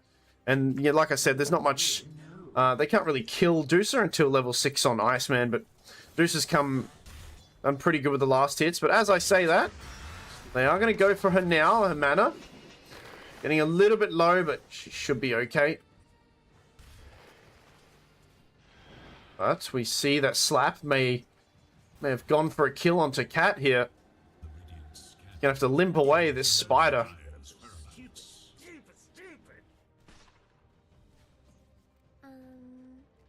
Try You can't say it's time to play the game? Why not? Because you don't have enough points? Or is my thing broken? Is it because my thing is broken? I don't think my... Is it broken? I know the other... Not me singing it, the other guy. Singing it. That's kind of not busted, but it's... the video's gone for some reason. That's fun.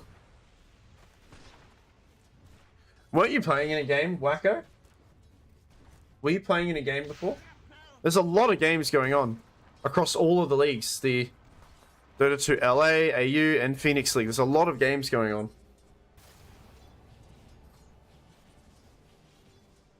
We'll switch to net worth, sure. As we speak, there is Team No Name and Mac and Cheese fighting it out right now in Dota 2 LA.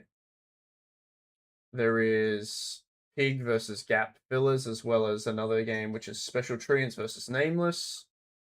And then there's a minor league final happening now, or quarterfinals, of Fans of Four Star versus Sons of Anna. That's happening as well. Well, that was happening. I think Wacko, weren't you playing in one of those? I'm not sure. Alright, what happened here? Discord? Alright. Can't connect. Yeah, did Discord just have a weird crash for everyone? Everybody just left Discord. Yeah, a lot of Discord servers just kind of went bonkers just now.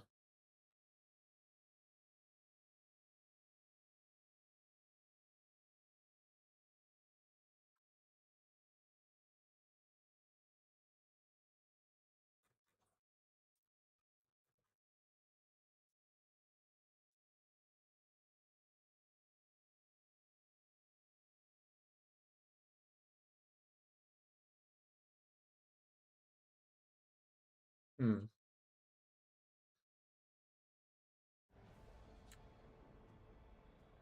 I'm seriously getting tired of this place.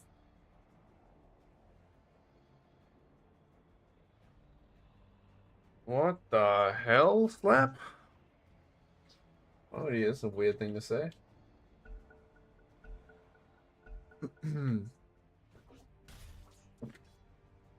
What is the build on Sniper support, man? He's going to go for Mana Boots. Let's see what else he goes. I feel like they haven't been quite aggressive enough in this bottom lane. You know, we've got 2 levels of Shrapnel now. The Scorched Earth, I think you just need to, you know, you've got the other slow as well, right? Or the Dispel at least. It does slow their movement. It doesn't say how much by. But that Purge just, yes, slowing in this Silencer, he can't do anything about it. All you gotta do is just fortify a wave and just run at this core. Dire's top tower is in danger. Radiant's They've got Doom as well. This is definitely the time to do it. Oh, the Fear lands onto him.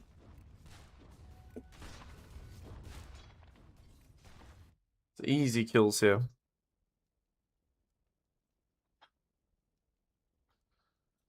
Everybody lagging.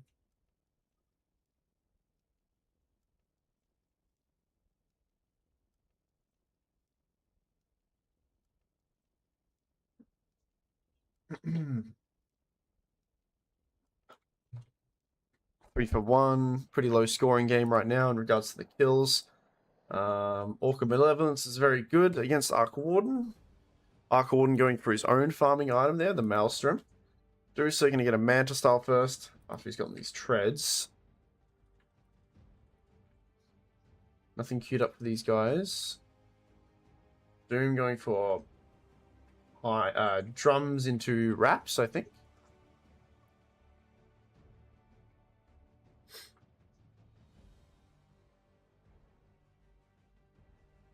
Resetting router.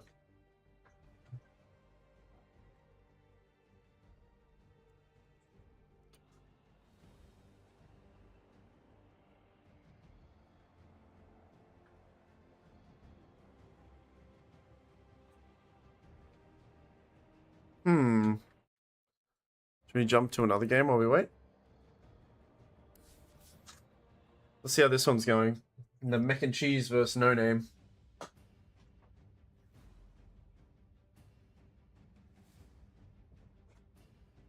This was the PL pick game, right? And the Phoenix, and I was talking about how Phoenix Egg needs to be the goal, like the thing that they kill.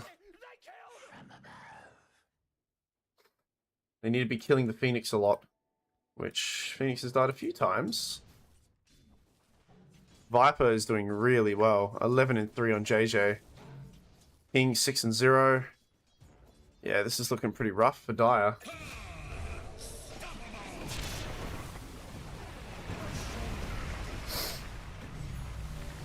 Ooh, Shivas, Blink, Aya. Now, what did I say about this game? I think I said it was, I liked Radiant a little bit better.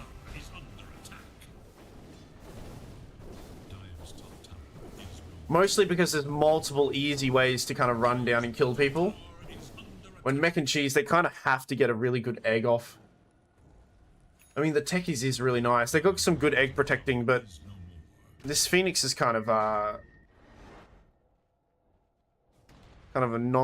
nonchalant, this game. Non-select, what's the word? A non-factor now. They're that far ahead.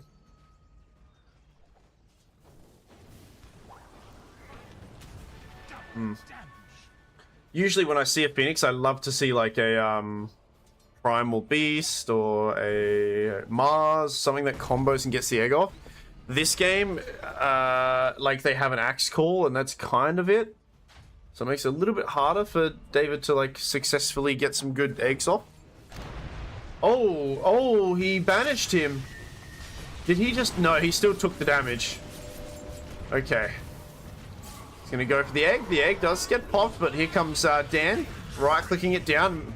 Anti-Mage will lose his first life. Axe, Heroic with a nice call in the backline, actually. The Blade Mail doing a lot of damage. Soup doesn't quite connect, though. He kind of does a bit of damage to one of them. King, really low. Manages to jump out of harm's way as he's burning down a little bit. David, they catch... Managed to catch Orphan, it seems. He hits coming through as the blue balls of death. Phantom. Can't quite find anyone else.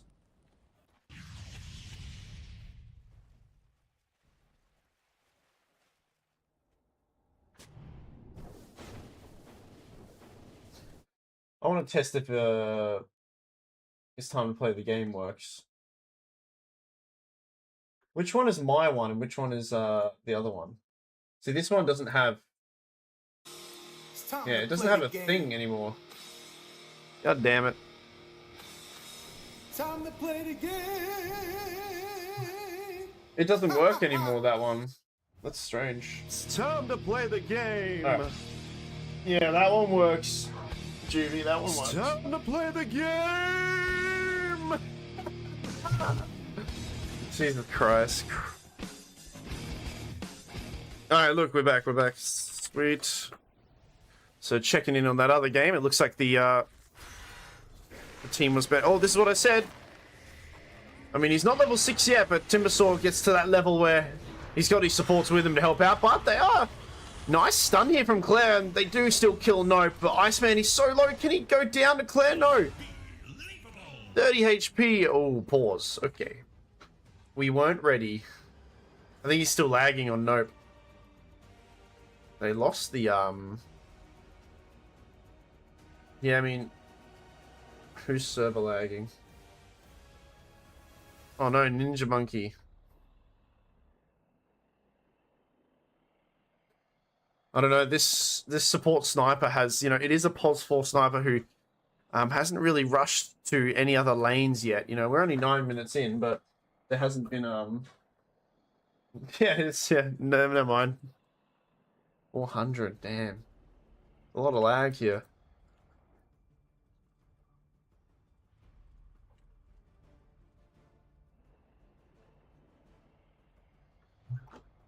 Everyone's internet's gone to shit. Thank God I'm not playing anything. How am I still streaming? I don't know.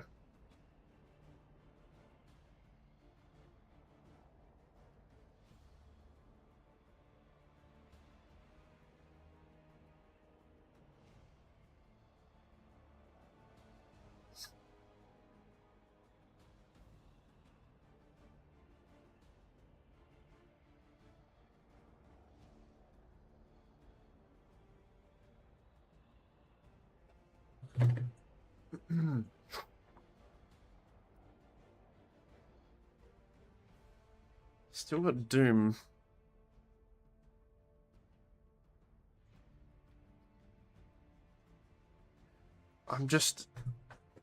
I was really hoping. I mean, the one aggressive and like lane that I think these guys needed to just really just go in on was this bottom lane. But you know, just before 10 minutes, we have Doom, who's still he's level 6. He got it not long ago, but we've still got a Doom available. The sniper hasn't really left other lanes except for now, which he's probably going to die for. And this Muerta is 0-2 and hasn't died. I mean, they've killed maybe the silence. Yeah, the silencer's died one time, but I feel like this bottom lane should have. They respected Radiant too much. They should have just ran at them. 100%. This sort of play here is what these two dudes should be doing with only 2 of them. They don't need another hero. That's the magnificent thing about it. They don't need the other hero there. Maybe an Arc Warden TPing in with a clone would be cool, but yeah.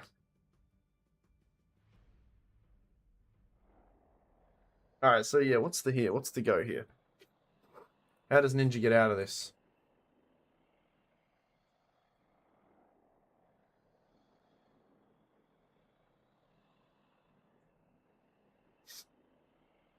He's going to go from here. He does have a Lotus and a Magic Wand, and there are no creeps here. So this tower, unless he juggles it, he has to juggle it to his spiders, which he can probably do on Slap. You can juggle it to the spiders. I'm not running, cut. I'm not running, come. Come to my base.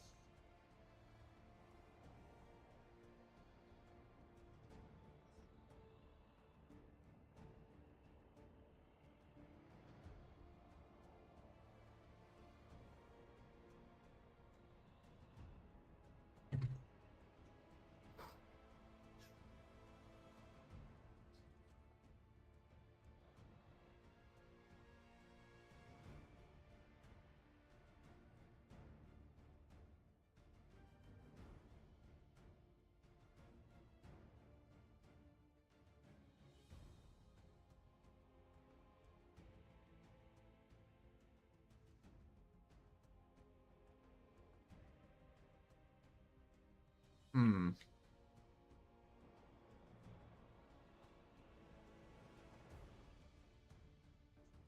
I'm checking everybody's magic resistance right now. I thought the default magic resistance was 25%, but I guess I'm wrong. It might very well be 25%, and then the more stats they get when they level up. Yeah, that's probably it. For Doom to have, I mean, he's got this, that's why, right? But to have 35% magic resistance already is really cool. I love getting this creep. The Cloak Aura is really nice. And giving it to your allies as well. What is it? Makers of the heroes 10% for his friends, right? And then creeps get 20 actually. So this creep here has increased by 20. 23. Magic resistance increased by 4% because of the banner. Okay. The little numbers, it matters.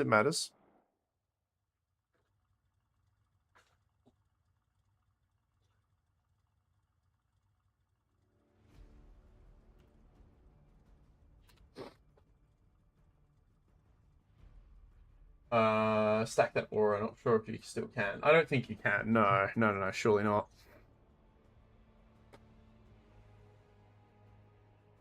It's like if he gets a Helm of the Dom creep. Nah, that probably would not stack.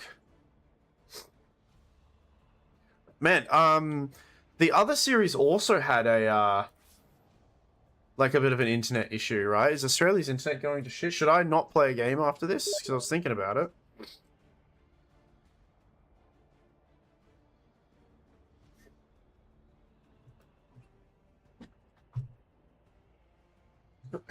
Have you guys been able to see my room this entire time? It's very annoying. Sorry if I hit my mic, but like a tiny bit of my room showing. Alright.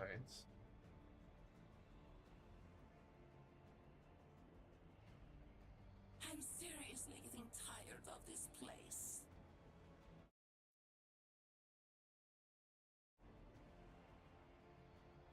Dude, I was gonna try to grind some Dota after this. I don't know if I should now.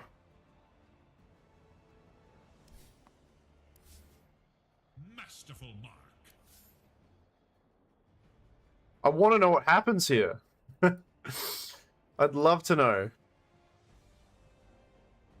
Who's disconnected? Nope. Yeah. Damn.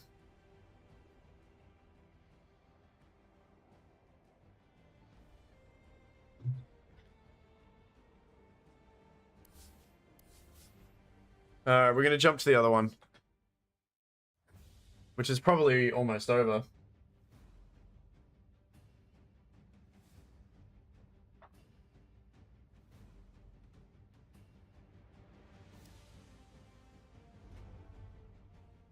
Nah, okay. Everybody's having internet issues here. It's not just, yeah. There's some net issues across Australia right now. I am not going to play. I'm not, I mean, granted, if it was happening to me, I think I'd notice right now. My stream would be fucking up, but I still know I should probably not play tonight. Then, which sucks, because I do want to play, but... They're both on the same provider, hey? Who's this, JJ?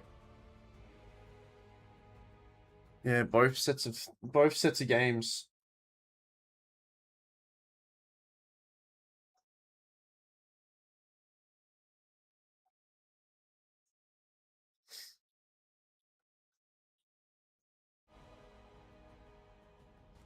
Yeah, this is rough. Wonder if Andros's games are having issues as well.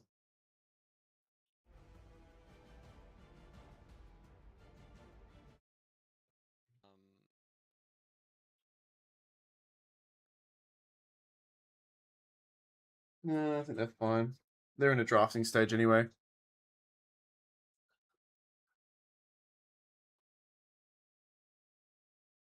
What the fuck does that mean?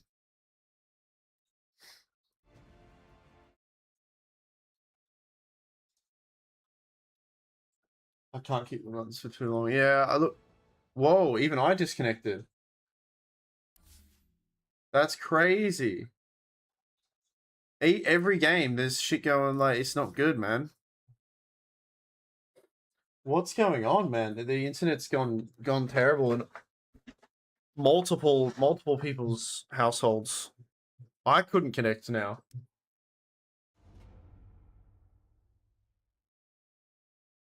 Oh my god, this is still here. Oh, no way.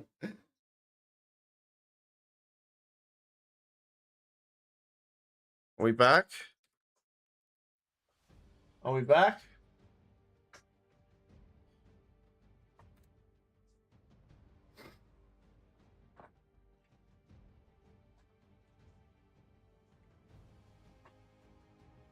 It might be.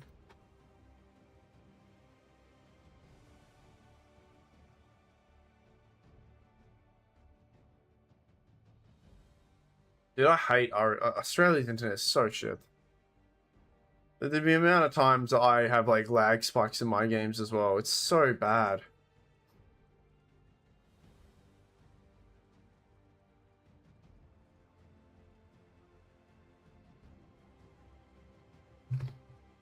We good? He's reconnected. Are they good to go?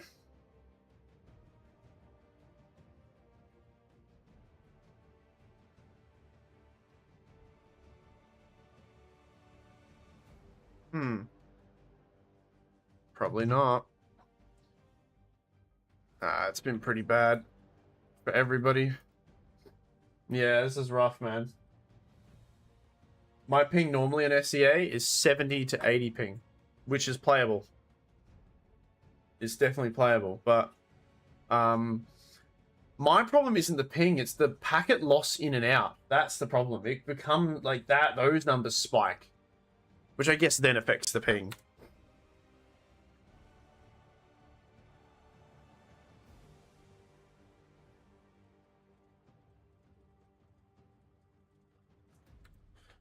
Shit. That's rough, man.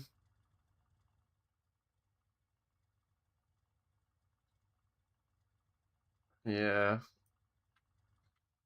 What are you gonna do? This is so rough, man.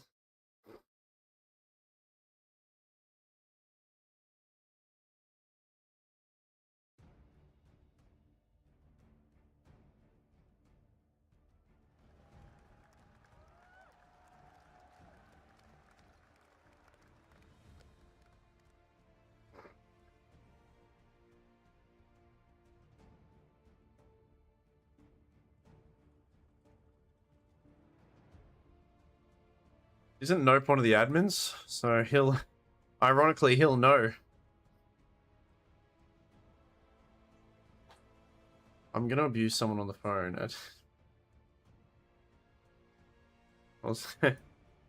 Yeah, probably. Hmm.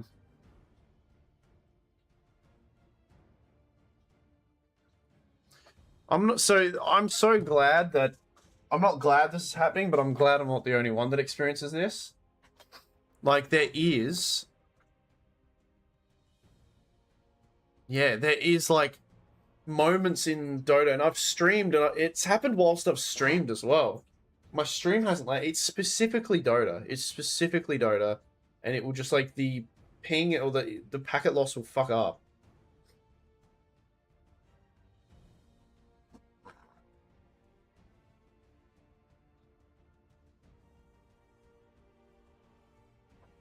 And I'm going to move out soon. And I'm going to move to a place that doesn't have fiber to the home. We've got fiber to the node.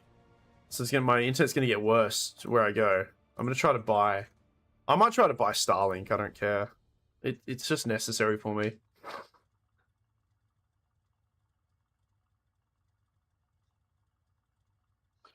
I want to, like, stream and do stuff like this.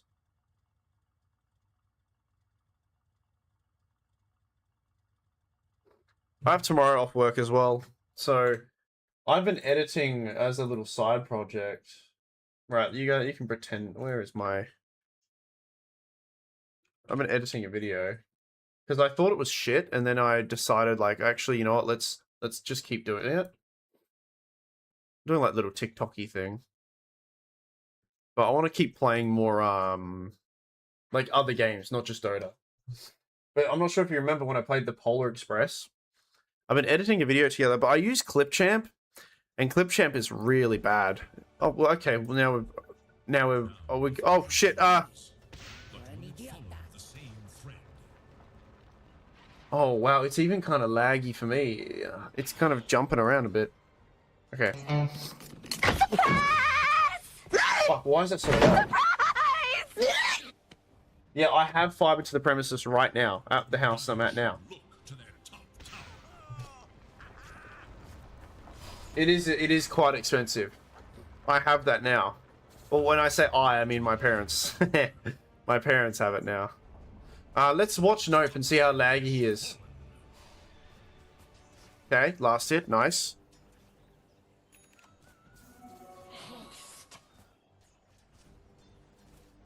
He seems alright.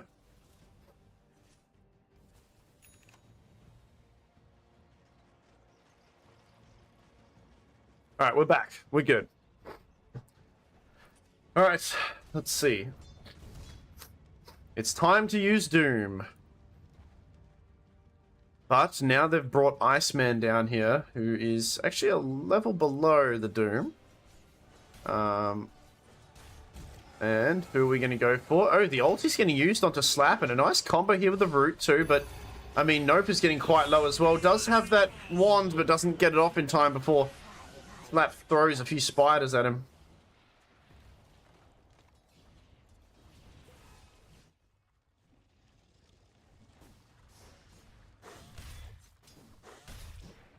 I actually really like... Oh, okay, Slap. I actually really enjoy what they've done here on Iceman's. Is like, Iceman's already taken this tower now. They understand that, I mean, the Deuce is not there anyway. He could be getting some free farm here, but they've actually kept the Muerta up here to get this kind of safe, free area. And now they've given Doom a target that he doesn't really want to doom the Timbersaw, right? Timbersaw, granted, he only has 1 stack in reactive armor, but Timbersaw's not necessarily a hero you want to be, like, dooming. Hold that thought. Support, Sniper. Oh, no, it doesn't quite... Slap's gonna get out of here. No way. He gets out of it, too. That's so... Oh. That's so annoying.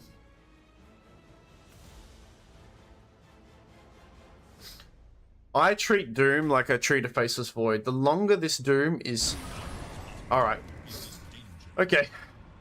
I don't know if he's going to die. Okay, he will die, thank God. Infernal Blade. Oh, ah! Okay.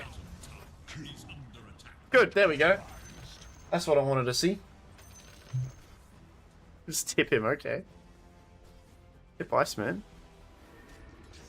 I mean... Let's tip their teammate. Double damage, mid tower getting pressured. This is so awkward. Shock managed to kill Cat there. The real one farming away, I guess. Radiant's top tower is under attack.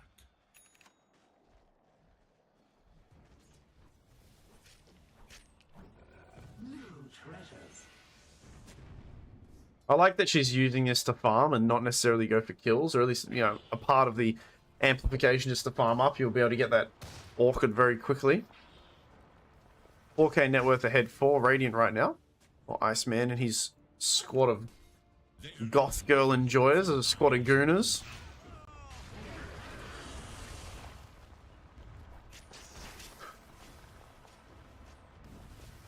And there's that Orchid.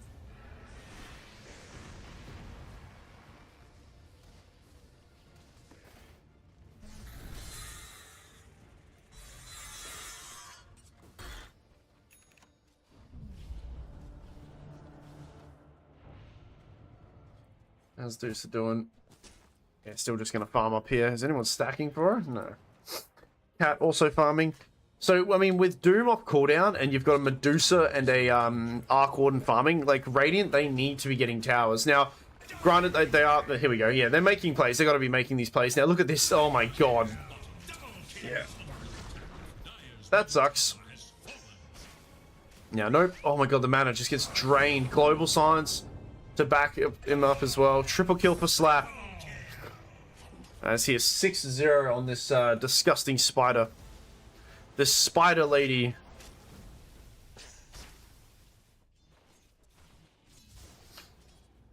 Alright, Doom, you gotta make some space for them. We're gonna smoke up with Sniper.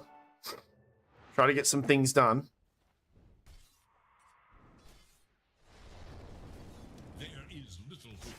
I mean, they're slowly just creeping in on your area. You gotta punish them for this.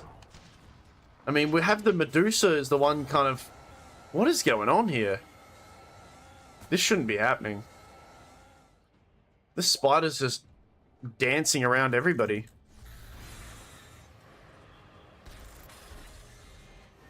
In fact, the spider is killing more people still.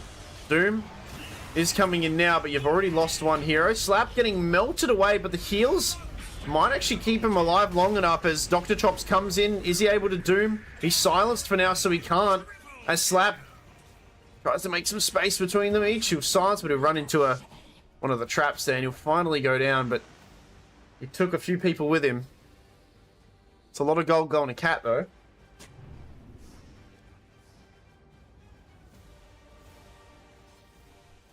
Dire's top tower is under attack.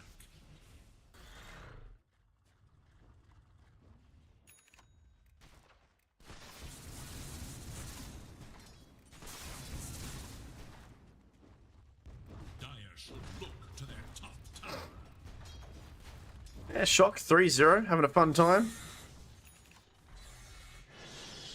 Uh-oh. Mid lane. You throw the Doom onto Reaver here. And it will get a kill, but pretty happy if you're the support duo there on Radiant, you know, getting a whole Doom used on you. And you kill the offlaner as well. Radiant, everything's looking pretty good for them right now. They are at a very, very strong position in this game. Slap, I mean, he's able to just kill anyone who comes in. There is little hope for Dire's middle tower. Oh no. The evasion is only slightly helping. Global gets used. Slap. He's got to be careful not to go too forward here. As Dr. Chops is getting blocked by his own creeps. Dire's middle tower is under attack.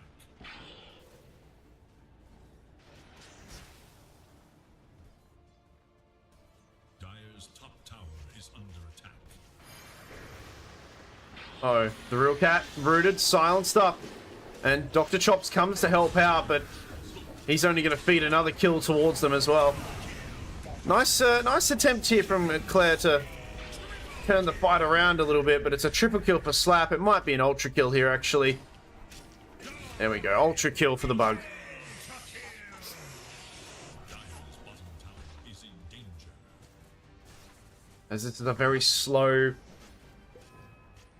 bleed, just sapping the life energy out of them. And this is what I mean, you know, you have a Deuce, you have a Sniper, and you have a Arc Warden, you know, these heroes are all very similar, and they need items first, you know? I mean, the support Sniper is going for a Glimmer Cape, but all he's got is a Shrap. Like, what can he do? He can just shrapnel people, that's it.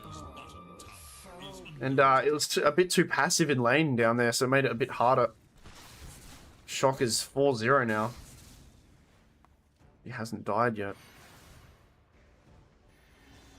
Oh. And Cat. He'll just die again. Takes Anarchist with him. But look at this, here comes the rest of Dire. Maybe they'll outnumber. And if Radiant are feeling a bit too confident, the Doom went to go out, but he does dodge it. A nice blink away. However, there's a better Doom target there, and there it is, Shock. But he does get the ulti off, so they can't quite right-click her yet. And now she's actually going to live through that Doom, I think. Yeah, she lives through the Doom. My god, that's so annoying. Double kill for Reaver. And are they gonna kill Claire as well? Oh no, here comes the bug, the spider. Oh my god. Oh jeez. Just call it. What is going on here? Timbersaw, by the way, 0, 1, and 2. Iceman, I mean, his Goth Girl, yeah, they call GG. He's just playing his own game.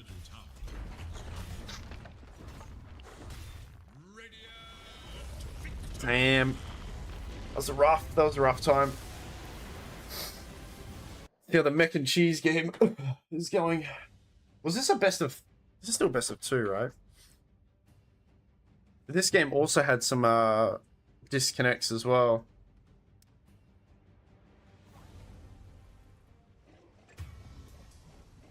And it looks like, I mean, we're into the 50-minute mark. And this is a very important moment, apparently, as we got buybacks coming through. As they haven't quite got Mega Creeps yet. I mean, Techie's doing a good job of defending that top area. Echo available and Refresher as well. JJ jumps forward. Nice blink from Heroic, but I mean, JJ, he's got his own Blade Mail. He's going to withstand a lot of this, Dan. And there's a nice Echo from Floon. Can he get another one off in time? He does, but it is onto Illusions, however. And Dire, slowly but surely, maybe Phantom Lancer, can he pull this game back in? The egg? Doesn't quite stun onto anyone. OD buys back. It's a very important fight here. Can they kill OD again? They have to kill him for the second time. It's going to be a dieback on the OD. He can imprison himself. No. He goes down. That's a dieback on him. A dieback on the egg as well, as no bird comes through again. Axe? Where's Mr. Axe? Man, a lot of buybacks been used. We'll have a look at the buyback status. Dire have 2, Radiant have 3. Is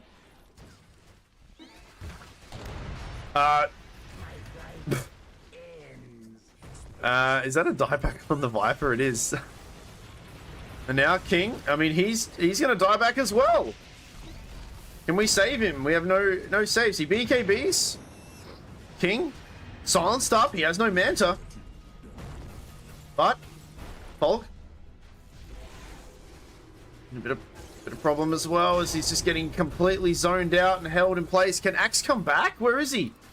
He can't. He has nothing to give them. He has to defend the base, and Pulsey, he's quite healthy. Can this Techies help out at all? The stun, it does land onto two of them.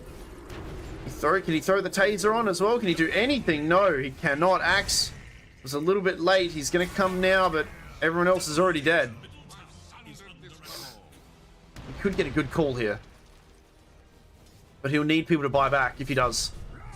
He does. There we go. The buyback from the PL. The glimpse back, though, keeps King alive. Halsey comes through.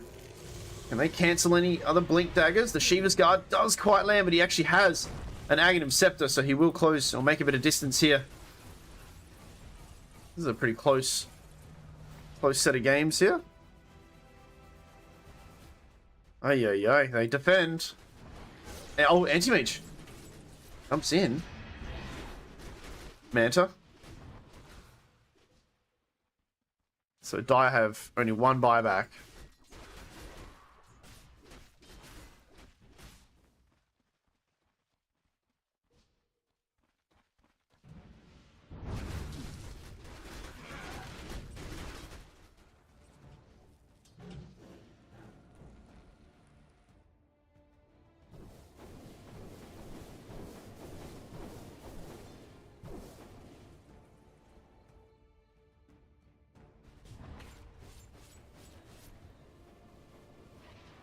We are, 55 minutes into the game, and obviously Radiant have kind of, the upper hand here, especially with the buyback status. But this could still be anyone's game, right? We're at that stage where the net worth doesn't really matter.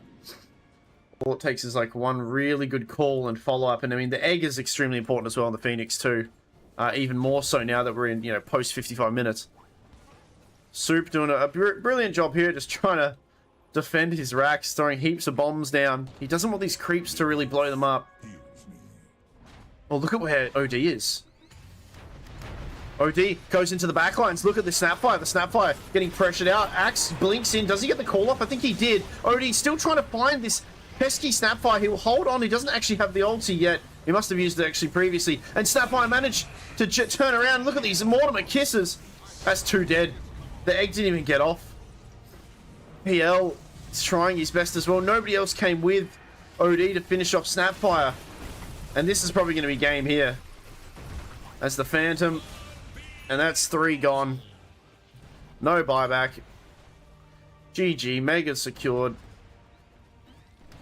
Game secured. Yeah. That was rough, man. He tried going in on Snapfire in the back, but he was just a few hits away from taking him out, and there was no one else nearby to help out. So Dan turns around, he huck tours with the Mortimer Kisses, and the Ags went off on the OD, but it was just not enough. Oh, it actually wasn't the Ags, sorry, the shield went off on the OD, and it tanked a lot, but not enough. I forget about this new thing, right? I don't play OD much. It's his remaining maximum mana, right? Yeah.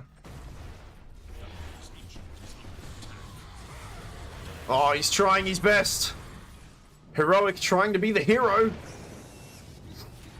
We're gonna have to egg here. Nice egg. But they just have to slightly avoid it. And then they'll go back in. Oh, no. He tried. GG. So, for those who just jumped into the chat, I'm assuming from either this game or the other game, what's going on with the internet, man? It's insane.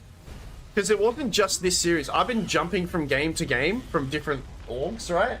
Right? There's been like, I don't know. This has been like so much internet bullshit, right? I get the same thing as well. Like, my ping doesn't go up. Like, it goes up, but it's usually the packet loss in and out that goes up and like fucks everything up, man. It's really annoying.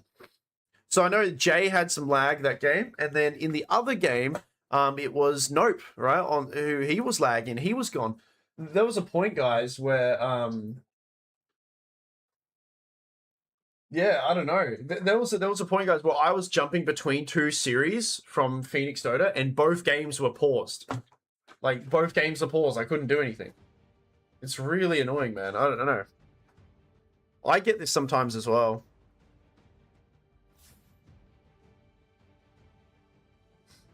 It's messed up for Discord as well. Yeah, okay. So it's like a full-on, like, it's a full-on thing.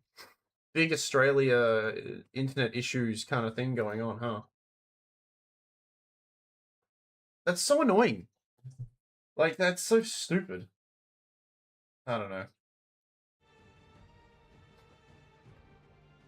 It makes it. I was gonna play some games tonight. I don't think I'm gonna be playing tonight. You know, or I'll wait maybe another half hour. Because if the internet's been all funky for everybody, I do not want to be playing any ranked games.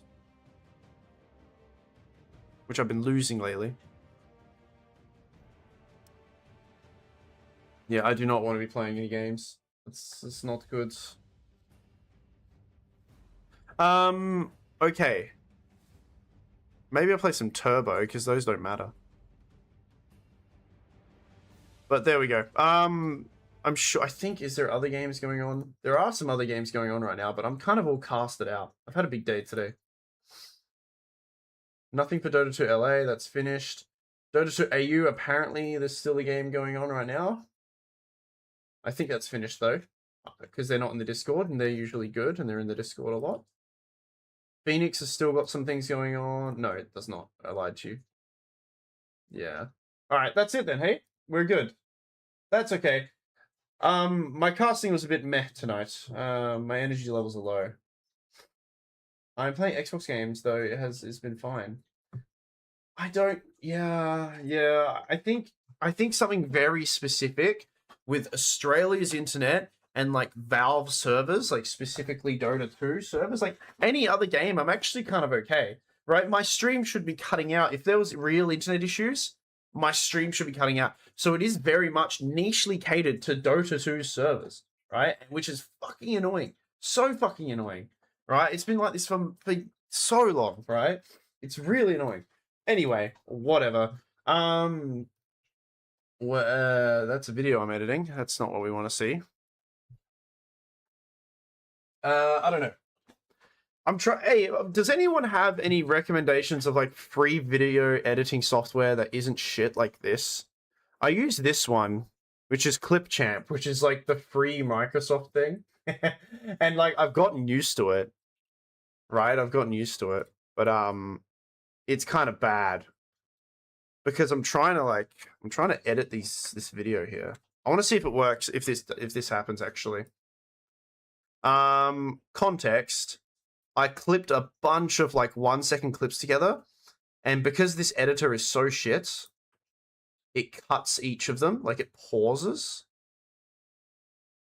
Yeah, I'm playing, what game was I playing? Polar Express. These tickets.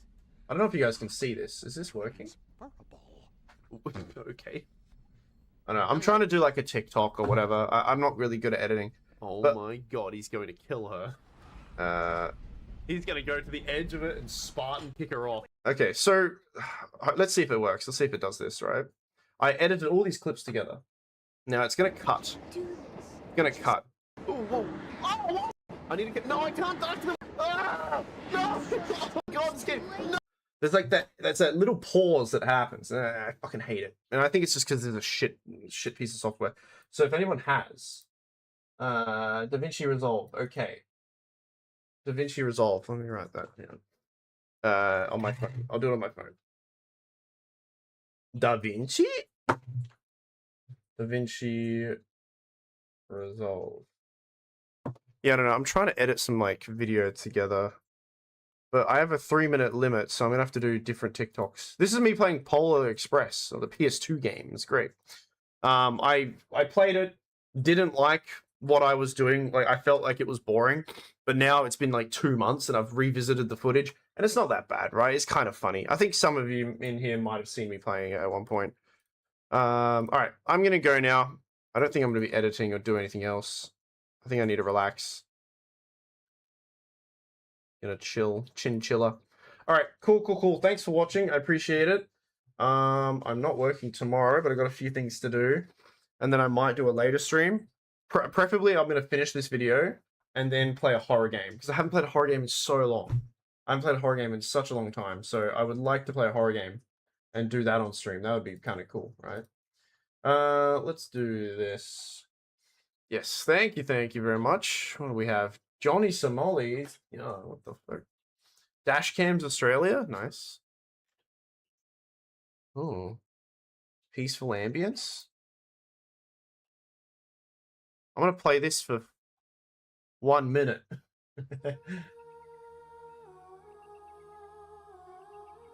Alright, see you guys. I'm gonna play this. This is cool. Yeah, that's no problem, Floon. I appreciate you guys playing some good Dota. It's good. I should play a Baldur's Gate game with some of you guys. That'd be kind of cool to do, right? I hope this isn't copywritten. Probably is. Anyway, alright, fairly well. Yeah, it would be cool, right? I'd edit some stuff. I don't know how or who I'd pick.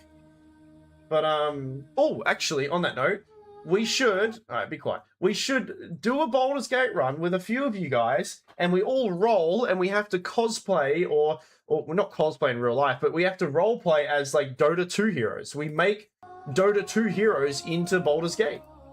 Right? The closest thing to it. That would be kind of cool. That's a really good idea.